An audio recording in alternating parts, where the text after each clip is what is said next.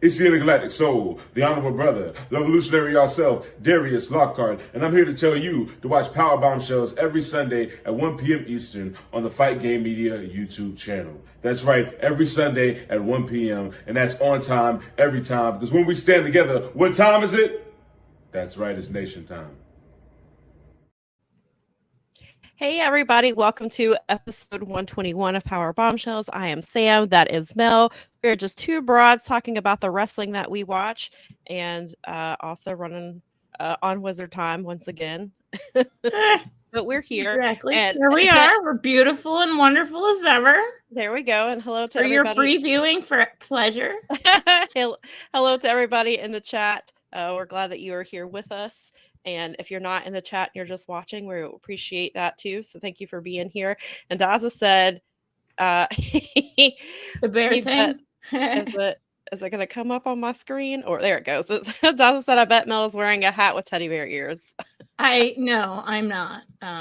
It's funny because our rescue is named Bear, and it's just accident. You know what I mean? Like, yeah, one of my childhood's dogs' name was Bear. It was just what they named him, and it's like, and he was answering to it, and that was like, okay, well, when you're doing with rescues, it's like, well, he's already answering to it, so you don't change it. Yeah, exactly. That's how my first rescue, her name was Maki. So, but she was 9 months old, and she was answering to it, so you don't mess with it because that's a huge deal already because it's got the vowel sound on the end and all the things that you're supposed to have. And then, so it was like, yep. And no one could ever pronounce it. And it was always funny. And it's like, she's from out west. So it's like, it's a kind of sushi. Oh, like okay. It's a sushi roll. It's like, they literally named her like after a sushi roll. I'm like, were you even trying? When I used to work at when one of the vets that I used to work at, I had a coworker who rescued several cats, and they were all named after different types of wine.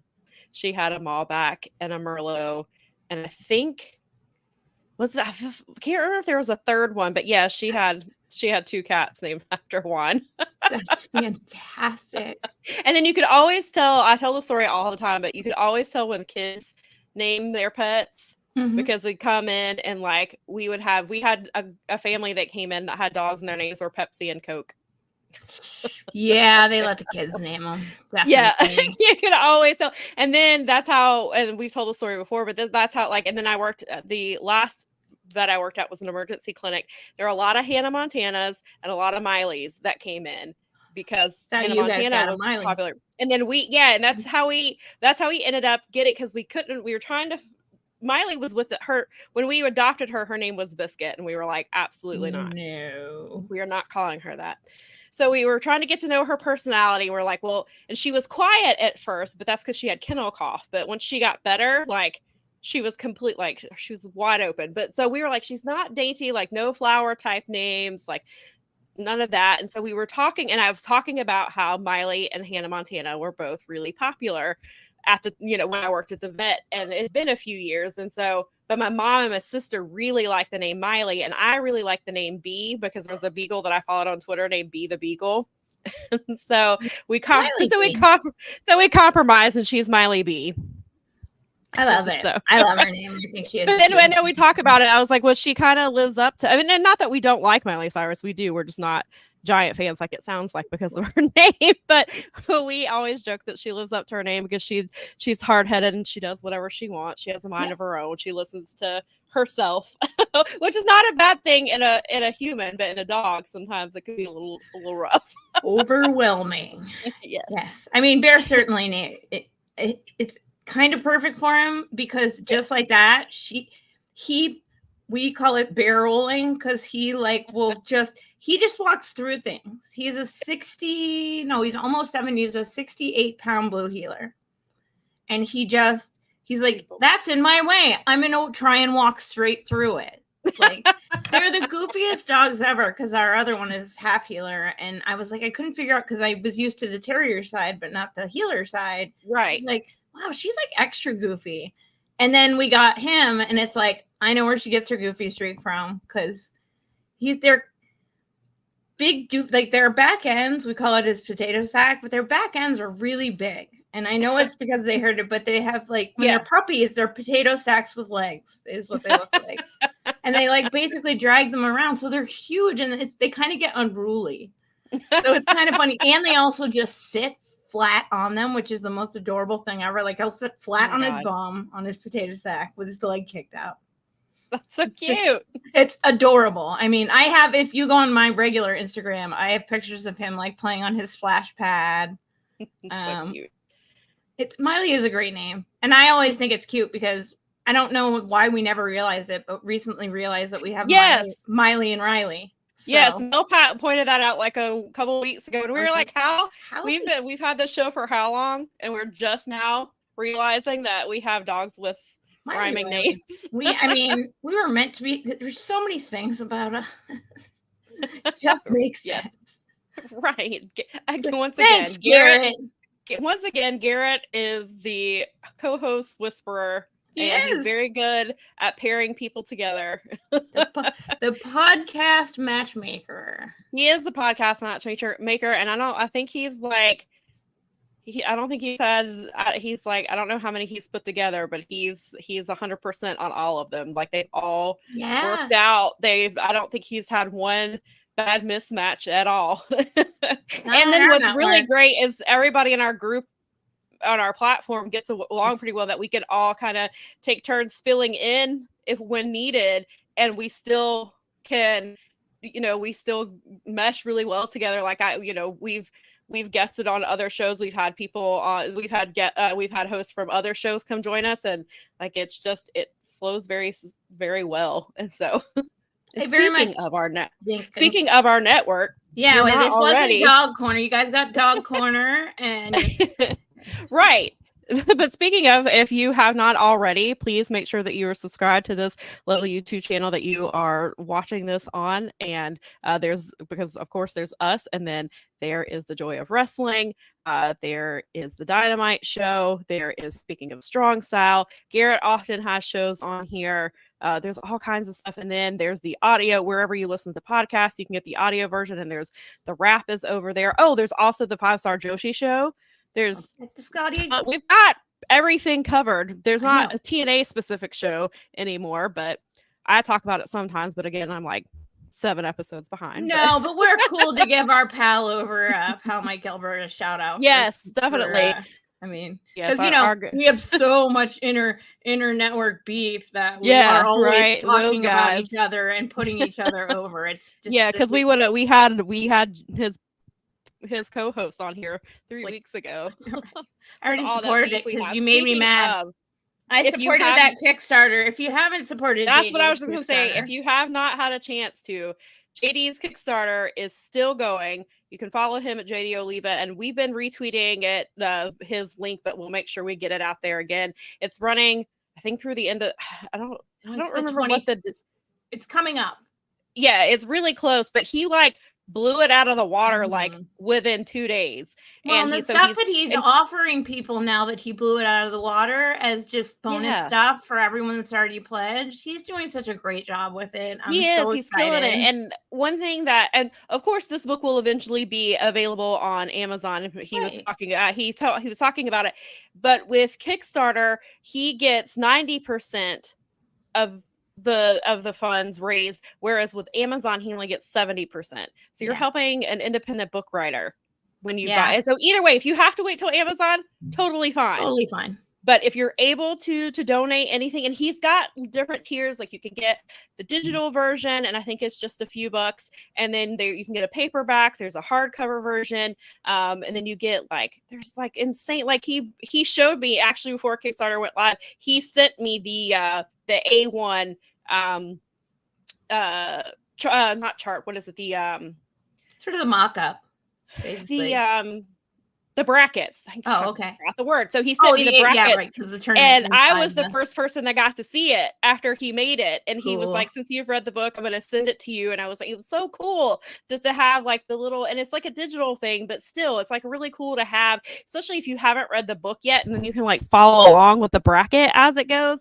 And then he's doing he's free. So the main characters gimmick is Black Phoenix, and he's selling actual Black Phoenix masks. Like, Yeah, it's I a think that's higher cool. tier, but that's like insane. And then like he has a crazy tier that if you purchase it, he'll make you a character in the book, which Yep.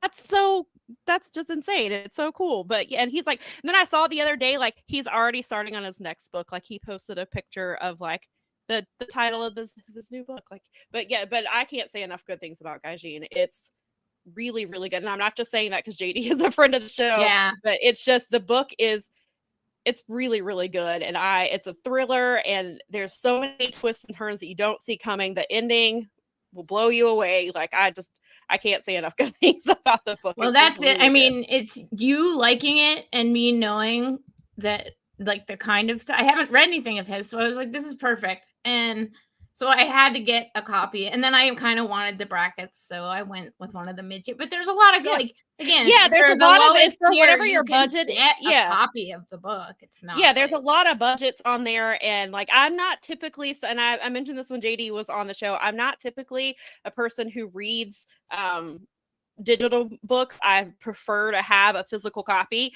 But he gifted me the link to go ahead and read it. But it was like, but it was really good. So even if you're not necessarily a digital book type of person, it's still like I think people would really like it. But yeah, like it fits all kinds of budgets. So even if you've only got a few bucks to spare, you can spend a few bucks and help him out, and you get to read a really cool book at the same time.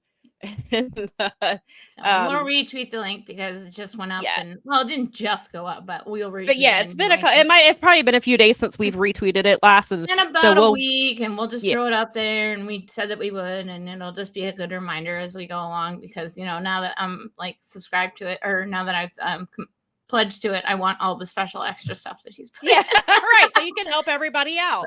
It's totally selfish, honestly. It's just how it is. How's it going? Welcome. Thanks for joining. JD took my book recommendation of Falling by TJ Newman. I loved it. See, Ask a Bookseller.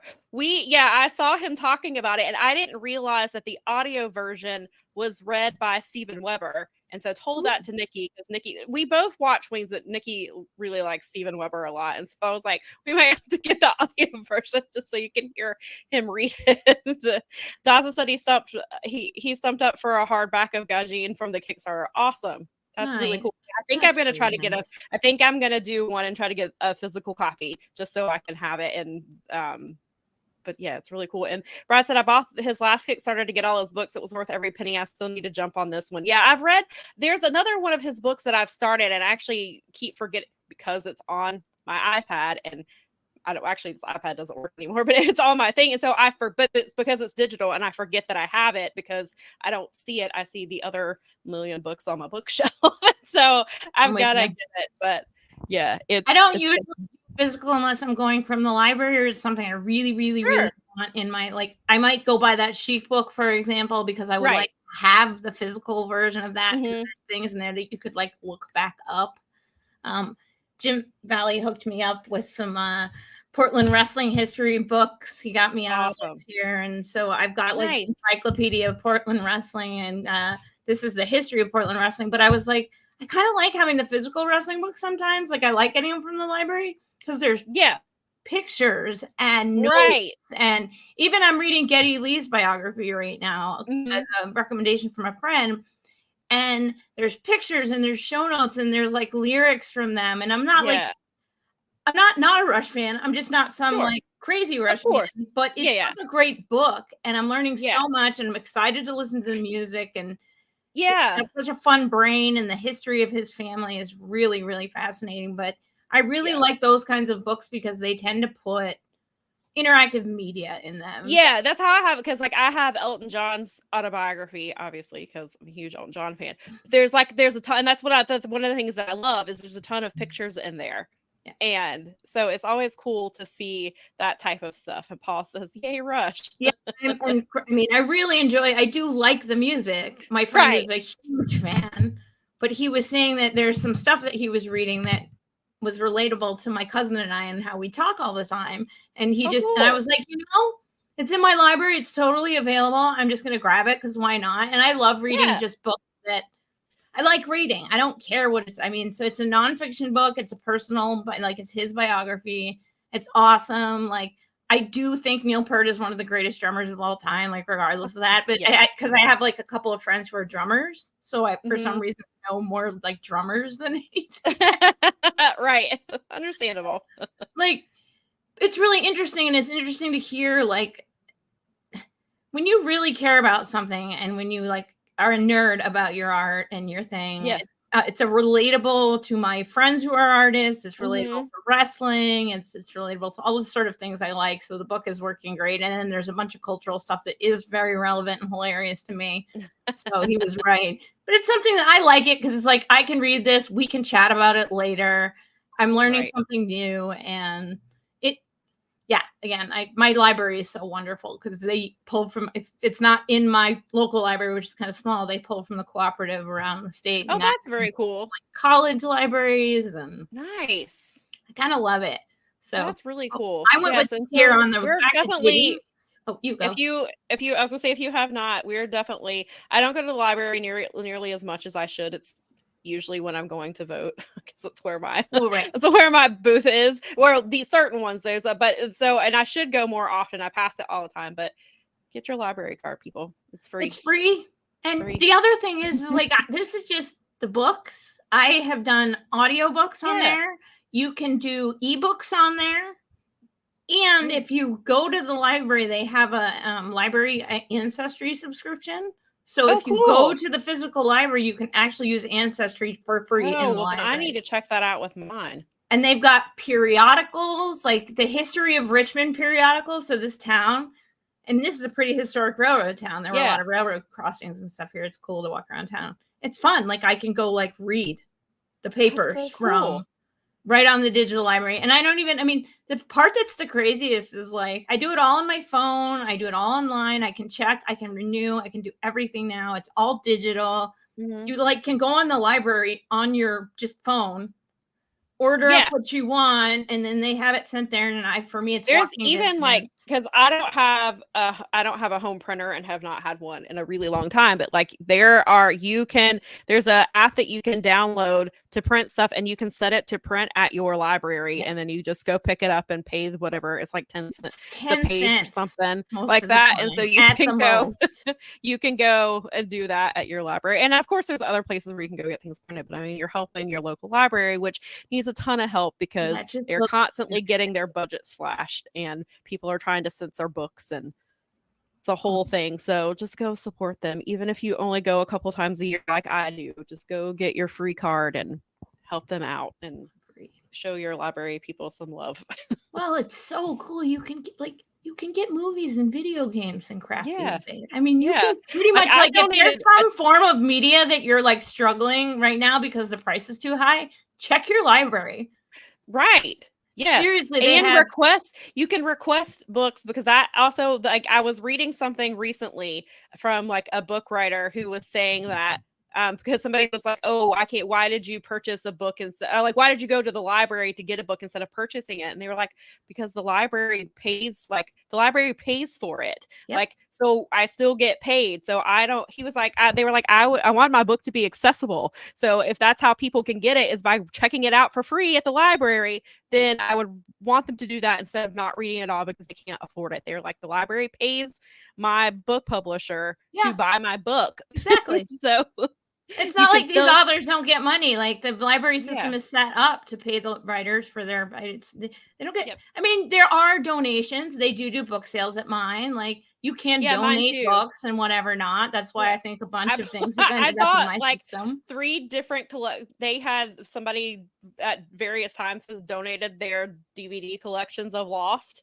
Nice. And I bought 3 different seasons. I mean, I had already watched the series. I've not watched it since I bought it, but I have 3 sets that I just purchased at the library for like $5. I know.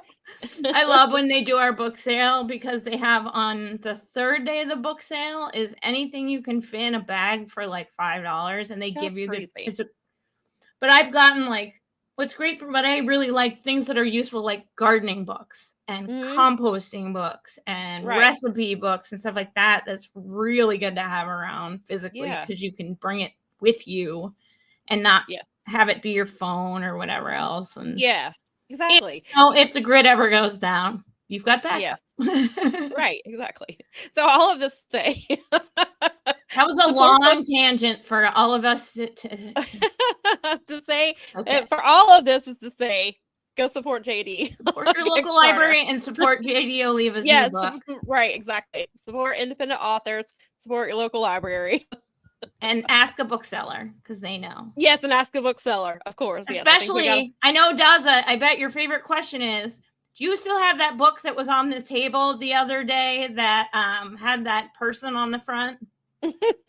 Because that was my short stint as a bookseller. That was so many people would be like, you guys had a book on this table that had this person on the front. And you do eventually, I'm sure Daza's good enough to know which book it is because my friends that were good at that could figure it out because they knew where the books were set up. But I swear to God, people think you just know. Like, yeah, it's hilarious. I love booksellers are the real heroes. They really are. Truly. For sure. Thank you for your contribution to reading. Reading is important in good people. It is, and you gotta fight. Do it. Anything. Pick something. Just pick anything. Just learn. If you can, if you can request banned books, request banned books. If you're able to access them where you are, if they're banned elsewhere, but you can have access to them, request them because that really helps these people. And clearly, and I'm one of those people, like, if it's banned, I really probably should go through the banned book list and go get them for myself so I can be like, well, why are they? I mean, I know why. I know there's not real reasons behind it. But yes. It would be, I mean, the reasons their reasons are ideological, and there's no other way around it. It is what it is. Like, banning books is fascist. If you want to, it is. I wrote a paper my junior year of college about book bans for it was like I think I went through just like a 1 year thing or something. It was talking about like all the books that were banned at the time, and I think they are still I'm sure probably not now, but like at the time, like one of the most banned books was the Harry Potter series.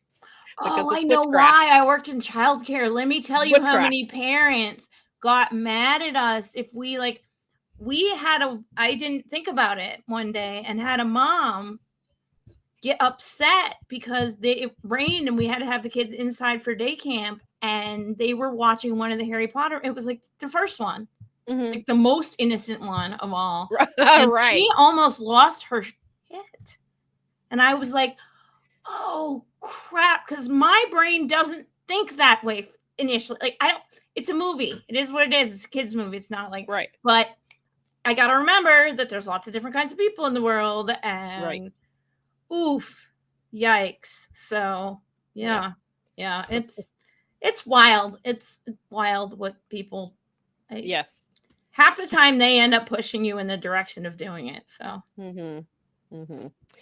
Daza says, Mel, I once had a customer ask for a book that was on the table 10 months before. It had a blue cover. She couldn't remember what it was about. There it is. That's it. It had a blue cover. See? 10 months ago. What book came out 10 months ago with the blue cover? Which means, and probably on top of that, the book had probably been out longer than 10 months. But I don't remember what it's about. That's the best part. That is classic. That right there. I knew it. I knew he would have an example for me. This would be the time that you take a picture of the book so that you can go back. People, hell yeah.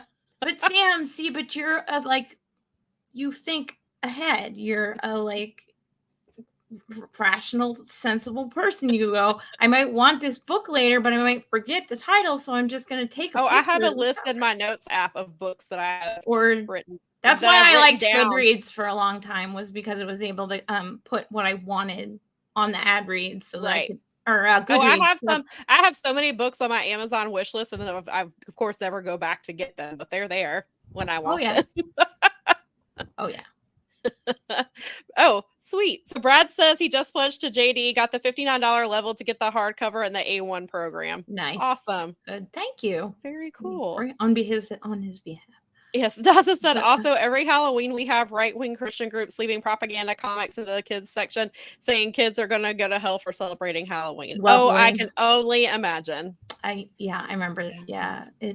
I lived in a small town too, and actually, it's so funny because I lived in a small town in Maine, so it's like where Stephen King is from, and it's all creepy, and it's like no wonder he wrote those books because that's sort of like there is like a culture of that's where the Puritans are from. That's like colonials, that's witch trials, and I mean that's what we grew up around. So we were those are old gods people, okay? They were hardcore. So I mean we had a lot of that in my town. There were whole kids where I was like, I can only imagine. Well, and like a lot of kids here, like we've had like the last few years, like kids don't trick or treat anymore. We get maybe they don't 4 really or 5 trick-or-treat because here. because they all do, which I get it because it is not really the safest thing to do, even in a safer neighborhood. You never know, and so I get it. But they do like the trunk or treats a lot when they go to treats are big here. Yeah, they're huge here, and so that's where a lot of people go. And I get it, like especially, and then it like especially during like COVID and stuff. You know, they weren't like we had a few like I think we still put candy out, but we did like I think we had a few trick-or-treaters, but like we wore masks and like our stuff was like we try to keep it as clean as possible. And obviously none of us were sick when we were, obviously we wouldn't have passed them out then. And then I mean, it was already starting to decline before COVID, but like since COVID, like it's really like we get last year, I don't think we eat. If we did, now we just buy really small bags of candy because we get maybe 3 or 4 and then we get stuck with it. So we just don't buy the big bags anymore. But I get it. It's not really the safest thing to send kids out. Yeah, our town's really small. So, I mean, there's a few around. Usually I don't do it because the dogs are a problem. And so, but our Parks and Rec is really active and they do a big trunk or treat here and they have like, even in my town, they have like it's called the Monster Parade, and the kids all march down. They close off Main Street, and the kids all march down Main Street, and the junior high and high school bands play in the parade, and it's all kinds of like crazy stuff. And then they all go to the rec center, and well, I don't know. They moved the rec center further down the road, so I don't know exactly where it ends now. But if they still I know my sister does it because we have a big sort of mall on our downtown area with a giant gazebo and. That's in my town where I grew up. This town here also has similar stuff, so it's very, very close. I mean, it's trunk or treats mostly here. Yeah, there's a ton of those here. It was like really cool because like our volunteer firefighters during COVID, like they drove the Easter Bunny around town. How cute! And they drove Santa around town, and so because they couldn't go like take pictures with Santa. It was really sweet. So that is sweet. It's a really cool way to still do something festive and make the kids happy. Yeah, it was really nice. Nikki said Brad is the best supporter, supports JD's book and my art. Thanks, Brad. Oh, Brad's the best. He is. Yes. We have great people in this. We do. Here. We do. Both on our network and in our chat there, and we appreciate you guys so much. Yes, and we also have a cool person who was nice enough to make us a video at the beginning of our show that we play. And he was the guest last week if you got to see the show, and he's been a guest before, and I got to go to Ashe last night, and yes, Ashe Wrestling. It was their 4th show, and it was awesome. It was really like they started out like, well, first they did there was Trey D who created the brand We Love Wrestling, and he was a big supporter of independent wrestling, traveled all over the place. Unfortunately, I never got to meet him and wasn't really familiar with his work, which is a shame that I didn't know that prior. But he sadly passed away a month ago, like six weeks ago, maybe a little before then. He also had I believe a son that he left behind, and they said that was the one thing that he loved more than wrestling was his child. So last night's show was dedicated to him. Before the show started, they had a good friend of his come out, and she had a big flag that said "We Love Wrestling," and I think it had like a memory of Trey D. I took pictures of it, and then they did a 10-bell salute for him last night, which was incredible. And I will make sure that I get those pictures posted But yeah, it was really cool. It was a really nice way to honor him. And I could tell that it meant a lot because he apparently, I didn't, and another reason I wish I had known, he was at the first 2 Ashe shows, and he was at the Ashe show that had been, his second show was in the building we were in last night, and he was at that show. So it was a really nice tribute to him. And I think that he, looks like it. I think a lot of the people there who did know him really appreciated that. And then we got the live music that we always get. We had Goldman last night. And that was a lot of fun. He actually does the Ashe theme song called Power. All right. Okay. And so yeah, I couldn't figure out. I was like, is he local? Like, he's definitely got to be a local artist. I think they said last night, he used to be, can't remember if it was Chicago or something, but he became a freestyler and that's what he was doing. And that led him to Charlotte. And he was at the very first Ashe show. And then he ended up, and he was just there as a fan. And then he ended up creating the theme song for them, which is now, I do know is now available on Spotify and other streaming services. And along with, if you missed my article with him, but the Rayhan Antaeus, his song Cream Pie Poppy is also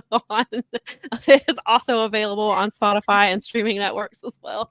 But yeah, so Goldman performed a couple songs. He had like a live band with him, had a couple dancers. Like it was, and he got the people in because we know as wrestling fans, people like to chant things. So he got the people chanting along with him, and so that got everybody really hype and excited. And then yeah, and the first match was like, we don't have to go through the entire card, but the first match was Yaya versus LeBron Cozone versus Man Like Doris. And that match, like on paper, I knew it was going to be good, but like that was the show. That's the match to kick off the show. Like he knows what, I was talking to somebody and they were like, that's when like you put Ya in a match to get the crowd hype, like to get them excited. That's who you put in there, and they were not wrong. And it was a lot of fun. It was a really good show. Did you get a chance to watch it last night? I watched almost all of it. I missed the first little bit, but I watched most of the crazy match that went on with the right before intermission. Oh yeah, like Billy Dixon and Darius Carter. And Darius Carter, and I got that match. I got most of that match in, and then I watched the second half of the show, all of it, because I definitely wanted to see. So I got to see Fire and Spark. Yes, or I got Spark and Flavor. Yes, and Flavor. And yeah, I got to see a bunch of it. I just missed like good. So the my first biggest like I would say like, and it's just because it's new, is like my biggest thing is like it's hard to tell like how loud you guys are because the miking is funny. The mic was they were having some mic issues last night. Like Nadia, who was the ring announcer, her mic went out a couple of times, and I know that they were having some mic issues here last night. So that's But hopefully, I mean, that's like growing pain stuff. That's stuff that just takes time. And also you change venues every time and every venue is different. So like they've been going to different places. So it's going to be a little different. It's because it was generally like overall really good. And like, it was Chris and Shug on commentary. We didn't know who was going to we knew Chris was gonna be on commentary, but I was like, we don't really know, because usually they announce ahead of time who's gonna be on commentary. So we didn't know until they announced Shug last night that he was on commentary, and Nikki and I were like just a few people over from commentary. We were behind the ring. We were behind the ring bell, and so we could hear. Sometimes we could hear Shug or Chris talking, and so and there are a few times I could hear Shug, and it made me laugh. And I was like, I'm glad this is who's on commentary, because Shug was super entertaining. He's the two of them were perfect. They were so great together because they both were talking about actual like wrestling, and like they were talking about like World of Sport and British history and stuff. Wow! You know, when the Owen Night came out, and it was I mean all kinds of things. Like they are really smart, but both also really entertaining. They were having they worked off each other really good. I hope that like that's the thing that they do when Shug isn't like actually wrestling. He was a cool choice, because he seems to know to let Chris do the thing, and they had a thing. It was really great. I was actually really excited when I realized who it was. Yeah, Nikki said it was a treat to watch Suge dance to everybody's theme. Yeah, He was dancing to everybody's he sounded theme. He was excited. singing it. So Yeah, that was like he was so happy to be there that it just like radiated through there. Yeah, so I'm glad to hear that because I could hear, like I said, I got to see just a little bit of it. Brad said Kathy gave me a look when she heard Darius Carter's name. I bet she did. We knew last night when we were watching that match before intermission. Darius did something, and Nikki was like, "Man, Kathy's gonna be so mad." I like that Billy Dixon tweeted like, you back and said that he will die. Yeah, he did. He did say, he was, the first half of the show was really good. So I hope you get to go back and watch that. There was some really good stuff there. I got to say, I will tell this. I guess it'll be a little bit of a spoiler. So the second match was Tootie Lynn versus Karen Bam Bam Renee, and this is the first time I've seen this is Karen's Bam Bam's debut. Karen, and so it was the first time seeing her. Brad, I think, mentioned her last week and said that she was really good. She's really cool. And so there was this little girl. I happened to see her. She was like across the ring, like near the ring post, and there was a part where Karen had her foot like on Tootie, so she couldn't get up, and she crossed her arms. She was mad, and then she ended up winning, and she ended up beating, and she crossed her arms and threw herself down in her seat. She was so mad that Tootie Lynn lost. That's so funny. And I was like, I felt for her. She had to be like maybe 8 years old. A little Powerpuff Girl shirt. So I was talking to Tootie after the show. Talking to Tootie after the show last night, and I told her, she's like, I hate that she's sad about it, but she's like, I'm glad that she was like into it. So she's like, that makes me happy that she was into it, but I'm sad that she was upset about it. I was like, and she's like, I didn't see her, and I was like, I just happened to see her because she was kind of blocked from the ring post across from me, but I happened to see. Oh, she was mad, but yeah, the show. But yeah, Darius. And Darius Carter, who still last night he's talking trash to Mama Lockhart after the show and telling her that her son was Darius number 2. Just giving her all kinds of crap last night after the show. But him and Billy Dixon had a really, really fun match, and that feud I think is far from over. I don't think that's ending anytime soon. I think that's gonna be, they're definitely gunning for a feud of the year for sure. Nice. And they're feuding all over the place. Like it's not just an Ashe. Like this has been an ongoing, and I thought, if I'm not mistaken, this is a feud that's been kind of going on for like 5 years, I think. And like they've just, but it's really entertaining. It's nothing that gets old. And again, I haven't seen the entire feud. I've seen just what's happening in Ashe and for the culture. Said, fight forever, clap, clap, clap, clap, clap. Yes, definitely.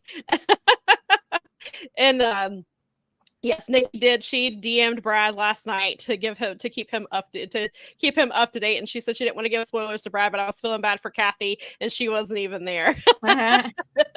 This is true, Nikki. I can confirm. But yeah, and then we got unfortunately we were supposed to get Fire and Flava, but Kiera has a shoulder injury, and so they got Jada Stone in there against the King Bees, and Jada is really, like, if you haven't seen her yet, she's one to keep your eye on her. I first saw her in DPW when they came, and she wrestled Queen Aminata.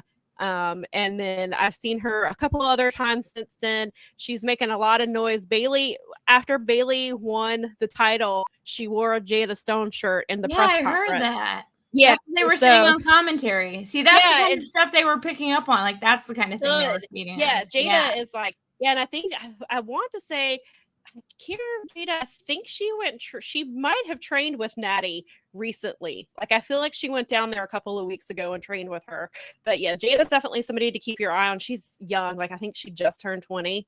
Like she's really good. And yeah, she's a really big Kiera Hogan fan, so she kind of wanted to step up for Kiera, and there was some, and like they said, Tasha's not easily impressed. And I'm sure she was. I don't want to give anything away, but we'll see how that turns out. That might come into something later on between the two of them. But the King Bees they're incredible. That was a good. I love them so much, and I'm so glad we get to see them often. And then the main event, of course, was Shelton Benjamin versus Jonathan Gresham. And like everybody was hyped for it, hyped for Jonathan. But as soon as Shelton's music hit and it was the Ain't No Stopping Me Now, place lost it. Like, I think it's because part of it is like we weren't sure that that's the intro we were getting. Like, you don't know which song because he's a, you know, that was a WWE song. Does he still get to use it? And then as soon as it went off, that crowd just lost it. Like, it was so good. And I think they delivered. They did. I think it was everything that everybody wanted it to be. It was really, really cool. And, you know, and I kept thinking about how, and you pointed this out as well when Darius was on the show last week about how like they try to build storylines like that and they don't do dream matches. Yeah. they're not, their goal's not 5-star matches. And then you're like, yeah, but he booked, they don't do dream matches, but he booked Gresham versus Shelton Benjamin. Yeah. And then somebody, I can't remember if it was Shelton or who said it. Somebody last night said, it's not a dream match. This is a reality. Like, this is a real match that you're getting. Like, it's not a dream match anymore. Awesome. Yeah. It was like, it did. Yeah. I mean, it was just part of it was the show. And you got this amazing match that everybody needed to see. Like, we didn't know we needed this, but now we have it. And let's go. I was standing when I was talking to Darius's mom last night.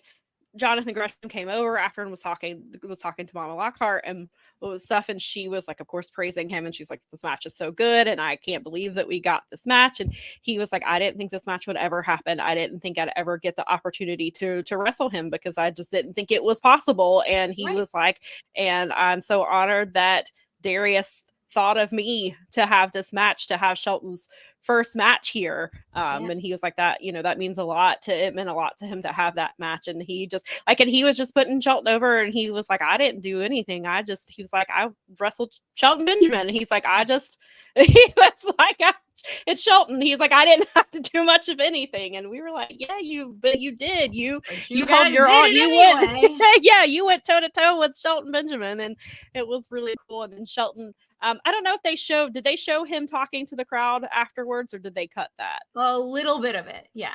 Yeah. They so that was him talking about coming back potentially and maybe being part of the future. Okay.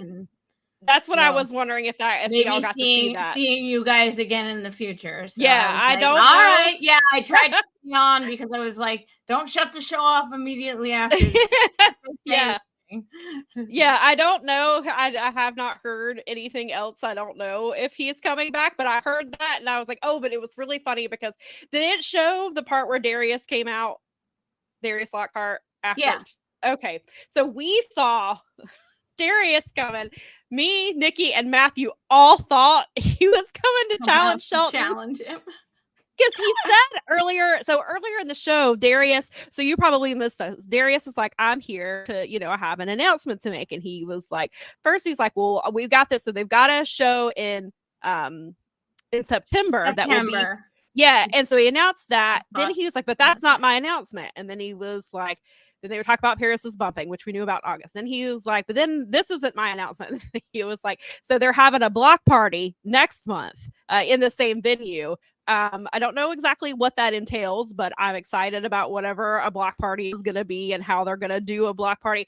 I do know for sure. The one thing that my Lockhart did tell me, it will be inside. So thankfully, it will not be out. You will not die of the so heat. I was like, is the block party inside or outside? She's like, it's going to be inside. It's going to be in here. And I was like, okay, thank goodness, because they ran out of water last night. And so I was like, making sure. And she was like, yeah, we're going to make sure we get some more water. Like Nikki and I were like 4 people away, and they're like, we're out of water and chicken, but we have candy. I was like, you're like, but I'm so dehydrated. I know, and I had water in my car, but I wasn't sure if I could bring it in because it's not in a bottle. But his mom was like, yeah, next time just bring it in. It's fine. She's like, if we were at Cabarrus, no, but here you can bring it in. So I was like, thank goodness. But yeah, so we all thought, and Darius said, like, they asked him, he mentioned something about wrestling again. So when we saw him come out, like, we thought that was what was coming, and then he didn't, but which is fine. And his mom said, do you want Darius to die? No, she's like, I would have been like, no, you cannot wrestle Shelton Benjamin. That's hilarious. Great. But so the announcement, I will circle back to that. I meant to mention it earlier, but so Darius's announcement. So there is a board of commissioners that are really huge names. Mark Henry, Ron Simmons, Cool. Teddy Long, and I'm forgetting, is there a fourth one? Can't remember if maybe it is just the three. I missed the commission, but I got the commissioner. Yes. So then the announcement, they need a commissioner at every show to make matches. And Matthew called it before he came out, and it's Caprice Coleman is the Ashe commissioner. And I was like, hell yes. I was so excited. And so Caprice comes out and, he talks to the crowd and stuff. And then he took his time with, I don't want to spoil anything from Billy Dixon and Darius Carter, but we thought, because he took so long, we thought that maybe Darius Carter took out Caprice before the match started, because he took his time getting out there. Nikki said, oh, pop. Yes. So Owen Knight was running his mouth over talking to Gerard Bonner. To Caprice, and Caprice is like, because Owen Knight wrestled Darian Bingston, which I've seen a little bit of Darian in GCW, but that match last night I think he was really, really good, and Owen Knight is great too. But Owen kept getting disrespectful and calling Caprice, he kept calling pop, and we were like, he's gonna pop you in the mouth, like, you better stop. And so he ran his mouth enough, and because he's like, he told Caprice, was like, telling Darian, like, we're bringing in a bunch of new guys. I think you can lead it. And Owen was like, was not having it. And he's like, well, I know the next month, the match is in September, and that's your birthday month. And I think that you're going to face this new wrestler we're bringing in. And pop up the video. It's Big Bad Kaiju, O'Shea Edwards. Yeah. Which I cannot wait. That. I was like, I don't know if I know him, but yeah, he's been in he was in ROH, I think, for a little bit. I've seen him across the indies. O'Shea is really good. I cannot wait. Owen, as I said, I mean, I assumed it was someone good because they've only brought in good people so far. So I was like, well, it's got to be someone really cool. And the crowd reacted. It was just like someone I'll have to look up. So yeah. But, I mean, there was no video package, so I couldn't figure it out. But yes. Oh, they didn't show the video. Did they not show the video package? Because they showed one. There was a video package. Okay, I was about to say we got one. The announcement had a video package. Yeah. Basically. Right. Yeah. But it wasn't like so we for started those of you who have no idea what's going on, Google it. Right. That's gonna be my video. I didn't know who Karen Renee or Jordan Holt were, but I trust Darius to bring in. That was it. Really good talent. So I was like, I'm excited. You all popped for it, and I trust. Like, all the shows have been good so far, so I was like, it'll just be someone new for me to like. Right. Exactly. And so I was like, oh, a big dude. O'Shea is a big dude, and he's like, that's a big dude.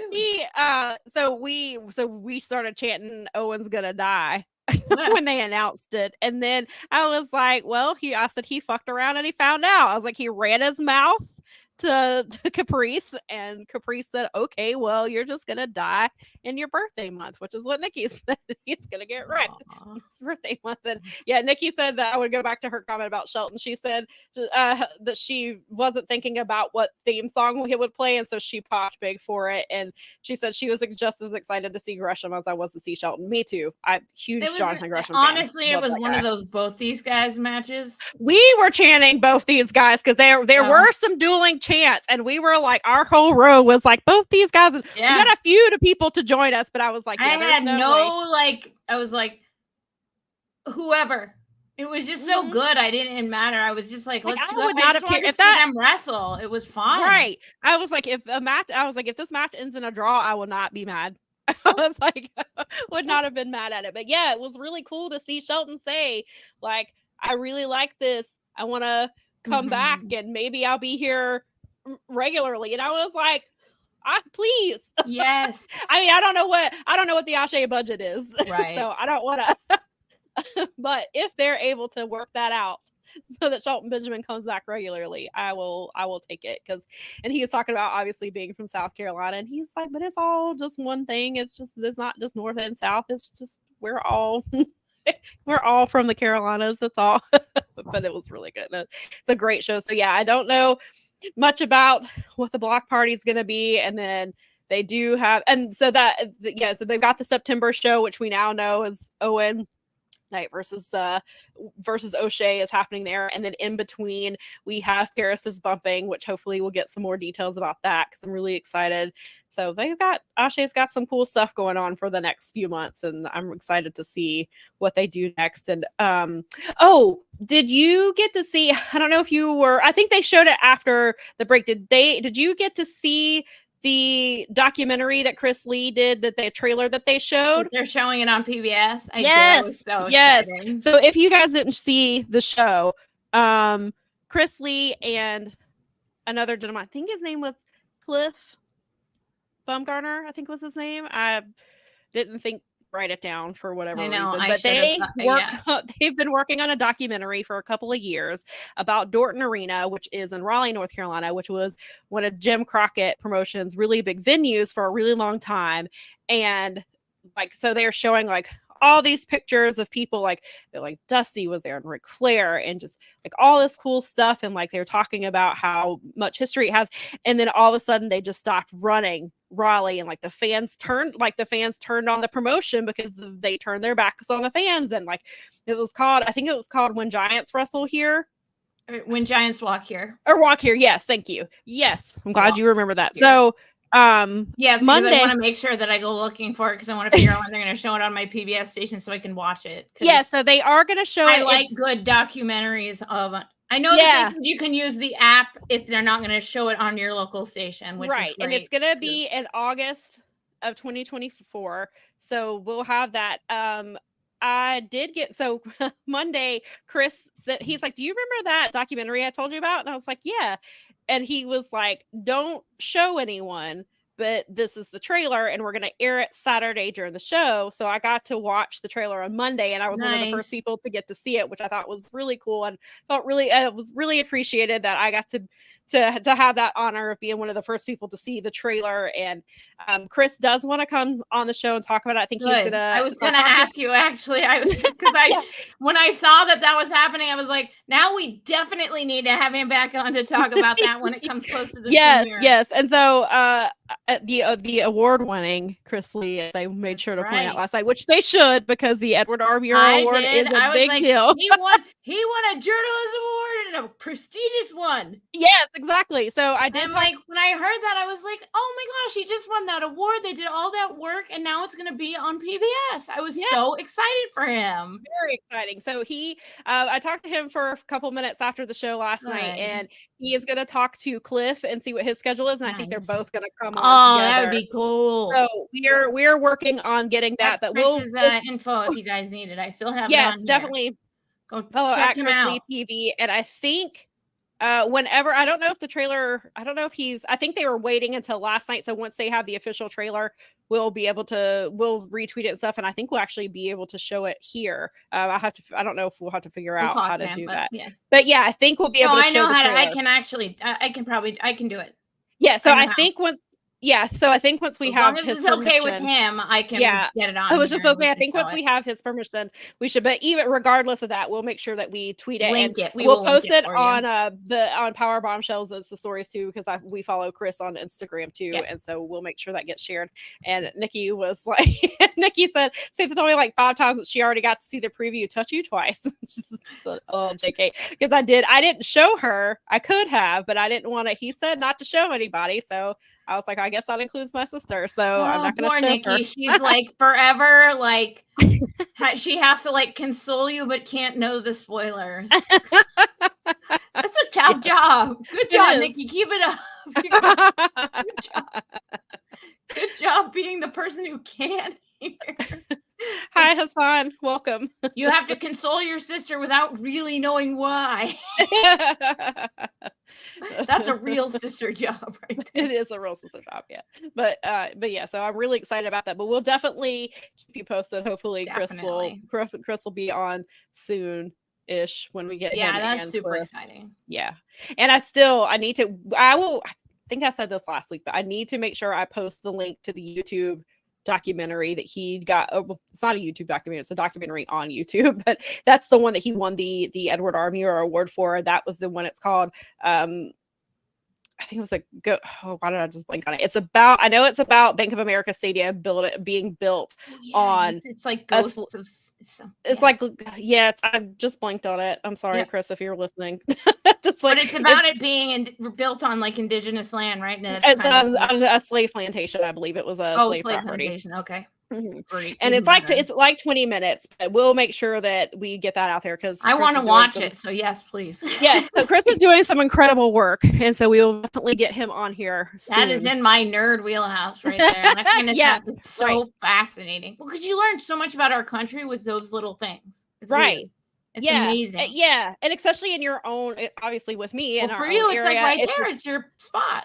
Yeah, and it's a stadium that I have been to games in. It's a stadium that I actually worked in because I did game days for a couple of seasons, and so that's a stadium that I worked in and was at for several Sundays and had no clue about what was underneath that. Like, you just don't realize. You know what's crazy? Sometimes. And I mean, I'm not from Washington State, but when we lived out there for a long time. I had been out there for like 8 or 9 years before I knew that there were actually internment camps in Washington. And I was like, from back in the 50s where Asian Americans were rounded up. Shameful. But I was like, what? And it was like, part of it is that I think I'm not from there. So, you know, they do the thing where you're from. They teach you in school about your area. Right. I'm sure you had North Carolina studies, just like I had Maine studies or whatever. Yeah, but they conveniently leave out stuff like that because they don't want it to look a certain way, which it's hard to leave stuff out in New England because everybody knows about it. Yeah. Right. Like, I mean, I know Salem is only but Massachusetts. Well, yeah. Maine, New Hampshire, and Massachusetts all used to be Massachusetts. And I'm pretty sure when the Salem thing happened, it was all part of the same. It was all Massachusetts. So you kind of get, I mean, but things like that, for example, where like everybody knows about that. It's pretty famous. It's hard to hide that one. So Right.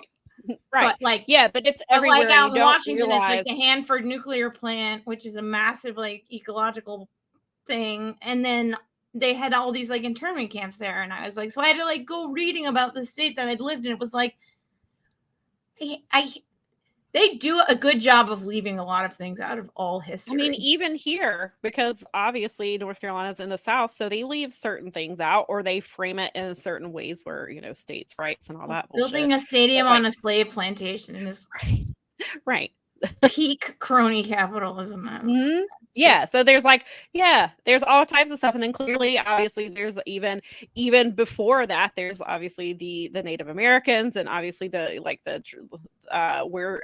clearly, so probably on top of the slave plantation, there's probably also, I mean, who knows what type of stuff from, you know, with it being native land and things like that. So I can only imagine, but I really want to watch. I need to watch that, and I'll make sure that we post the links so that you guys can check it out. We'll post it, and we support Chris, and we love him. He can be nominated for the national award later on this year on top of that, which is really cool. So yes, we'll have him on at some point. And we can kind of be braggy because we're pretty much the first people that had him on a show like this. And this is true. This is true. Yeah, he came on to talk about Ashe too with us. So and he's a really good broadcaster on top of that. He does a great job. What I love about Chris is he's like he's the kind of broadcaster that you like because he's a fan of the sport. So he knows the sport. And and Chris, if you missed our interview with Chris a few months ago, he is a former wrestler. He was he trained to be a wrestler for a few years, and then he stuck with the journalism stuff, and obviously went on to do really well. and now he's won a prestigious award in journalism, and he's making a documentary that's going to be on PBS. And so I think he chose and so now he gets to do both. He gets to, as the lead commentator for Ashe, he gets to combine his journalism background and his wrestling background, and like you said, he's a fan, which makes it even better. And so that was fun. That was a fun commentary. Him and Show. I bet it was. Yeah, because just from the little flat, that was a very pleasant surprise when I realized that it was both of them. Like, I knew when Chris was going to be on, but I didn't obviously, and I didn't really think about it until it was like, I'm doing, and I was like, oh my gosh, this is awesome. Yes, yeah, it was great.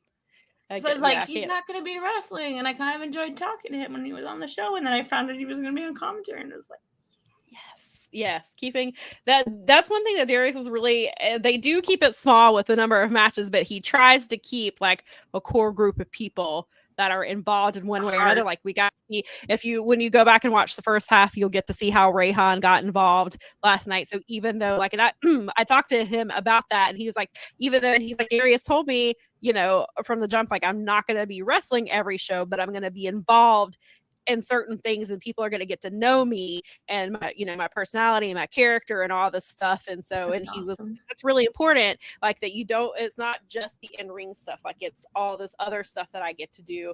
So there's a really cool thing that happened with him in the first half of last night's show. So definitely, if you have not purchased this show, I believe you can go back to AsheWrestling.com, and that you are able to purchase last night's show. And I'll just rewatch the beginning because I didn't get that part. I had we actually had good friends of ours had their green card party last night. They were nice. Finally, because they became full-fledged Americans. So good for them. Had a great big party, and it was really, really nice. It was a real honor. Like that's not something I've done before. So it was really, me either. It was really cool because they they're German, so that they did like a whole bunch of stuff. They had like all kinds of, like, one of the beers that was on tap was like a classic, German one, and then the other one was from the brewery. And it's just a lot of fun. It's part of our community that we sort of started having here, and it was like really great. So I was like, oh yeah, we're home in time though, because I'm not gonna lie, I really wanted to see that main event. Yeah, hey. That main event sold a lot of tickets. So. I essentially caught the end of the big match that was having all the shenanigans, and then intermission, Coldman, and then the rest of the show. So I'll just catch the beginning later because that's fine. I'm glad you at least got to see that. And then definitely, if you guys didn't get a chance to watch it and you've got it in your budget, then please support Ashe. Only $20. I mean, if you can, it's definitely worth it. $20 can be a lot. I was gonna say, I know, believe me, I've been there. I get it. So, but we're gonna talk about that in a little while, but it can be a lot. If you're able to, definitely help them out. And even if you can't, a free way to support them is sharing their content.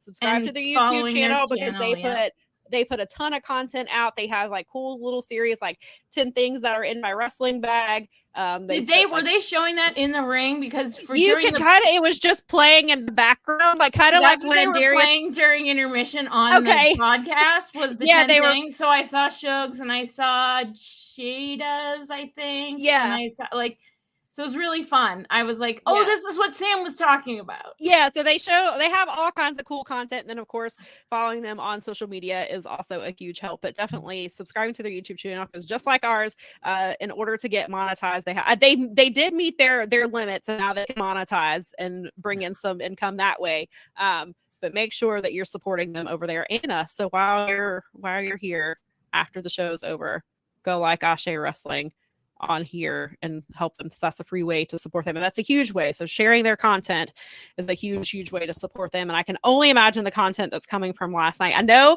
you go to Ashe Wrestling on Instagram, I know there's a ton of Insta story stuff, because I saw Keith Mack filming a whole bunch of stuff from the matches last night, and you should get to see all kinds of cool stuff. So even if you can't get it right now, that's definitely a way. Or if you just want a preview of what you'll see on that show, go check out the Insta story, because there's some cool stuff there.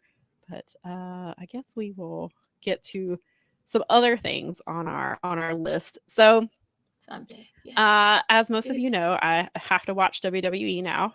Yeah, you're gonna have to. I mean, obviously I've heard rumblings of this, but I don't know the whole thing. So you go ahead. Yes. So obviously, for the last few months, they've been teasing the return of the Wyatt family. They've been called the Wyatt Six, just because that's been kind of what everybody has colloquially called them. And we knew, obviously, Uncle Howdy was returning.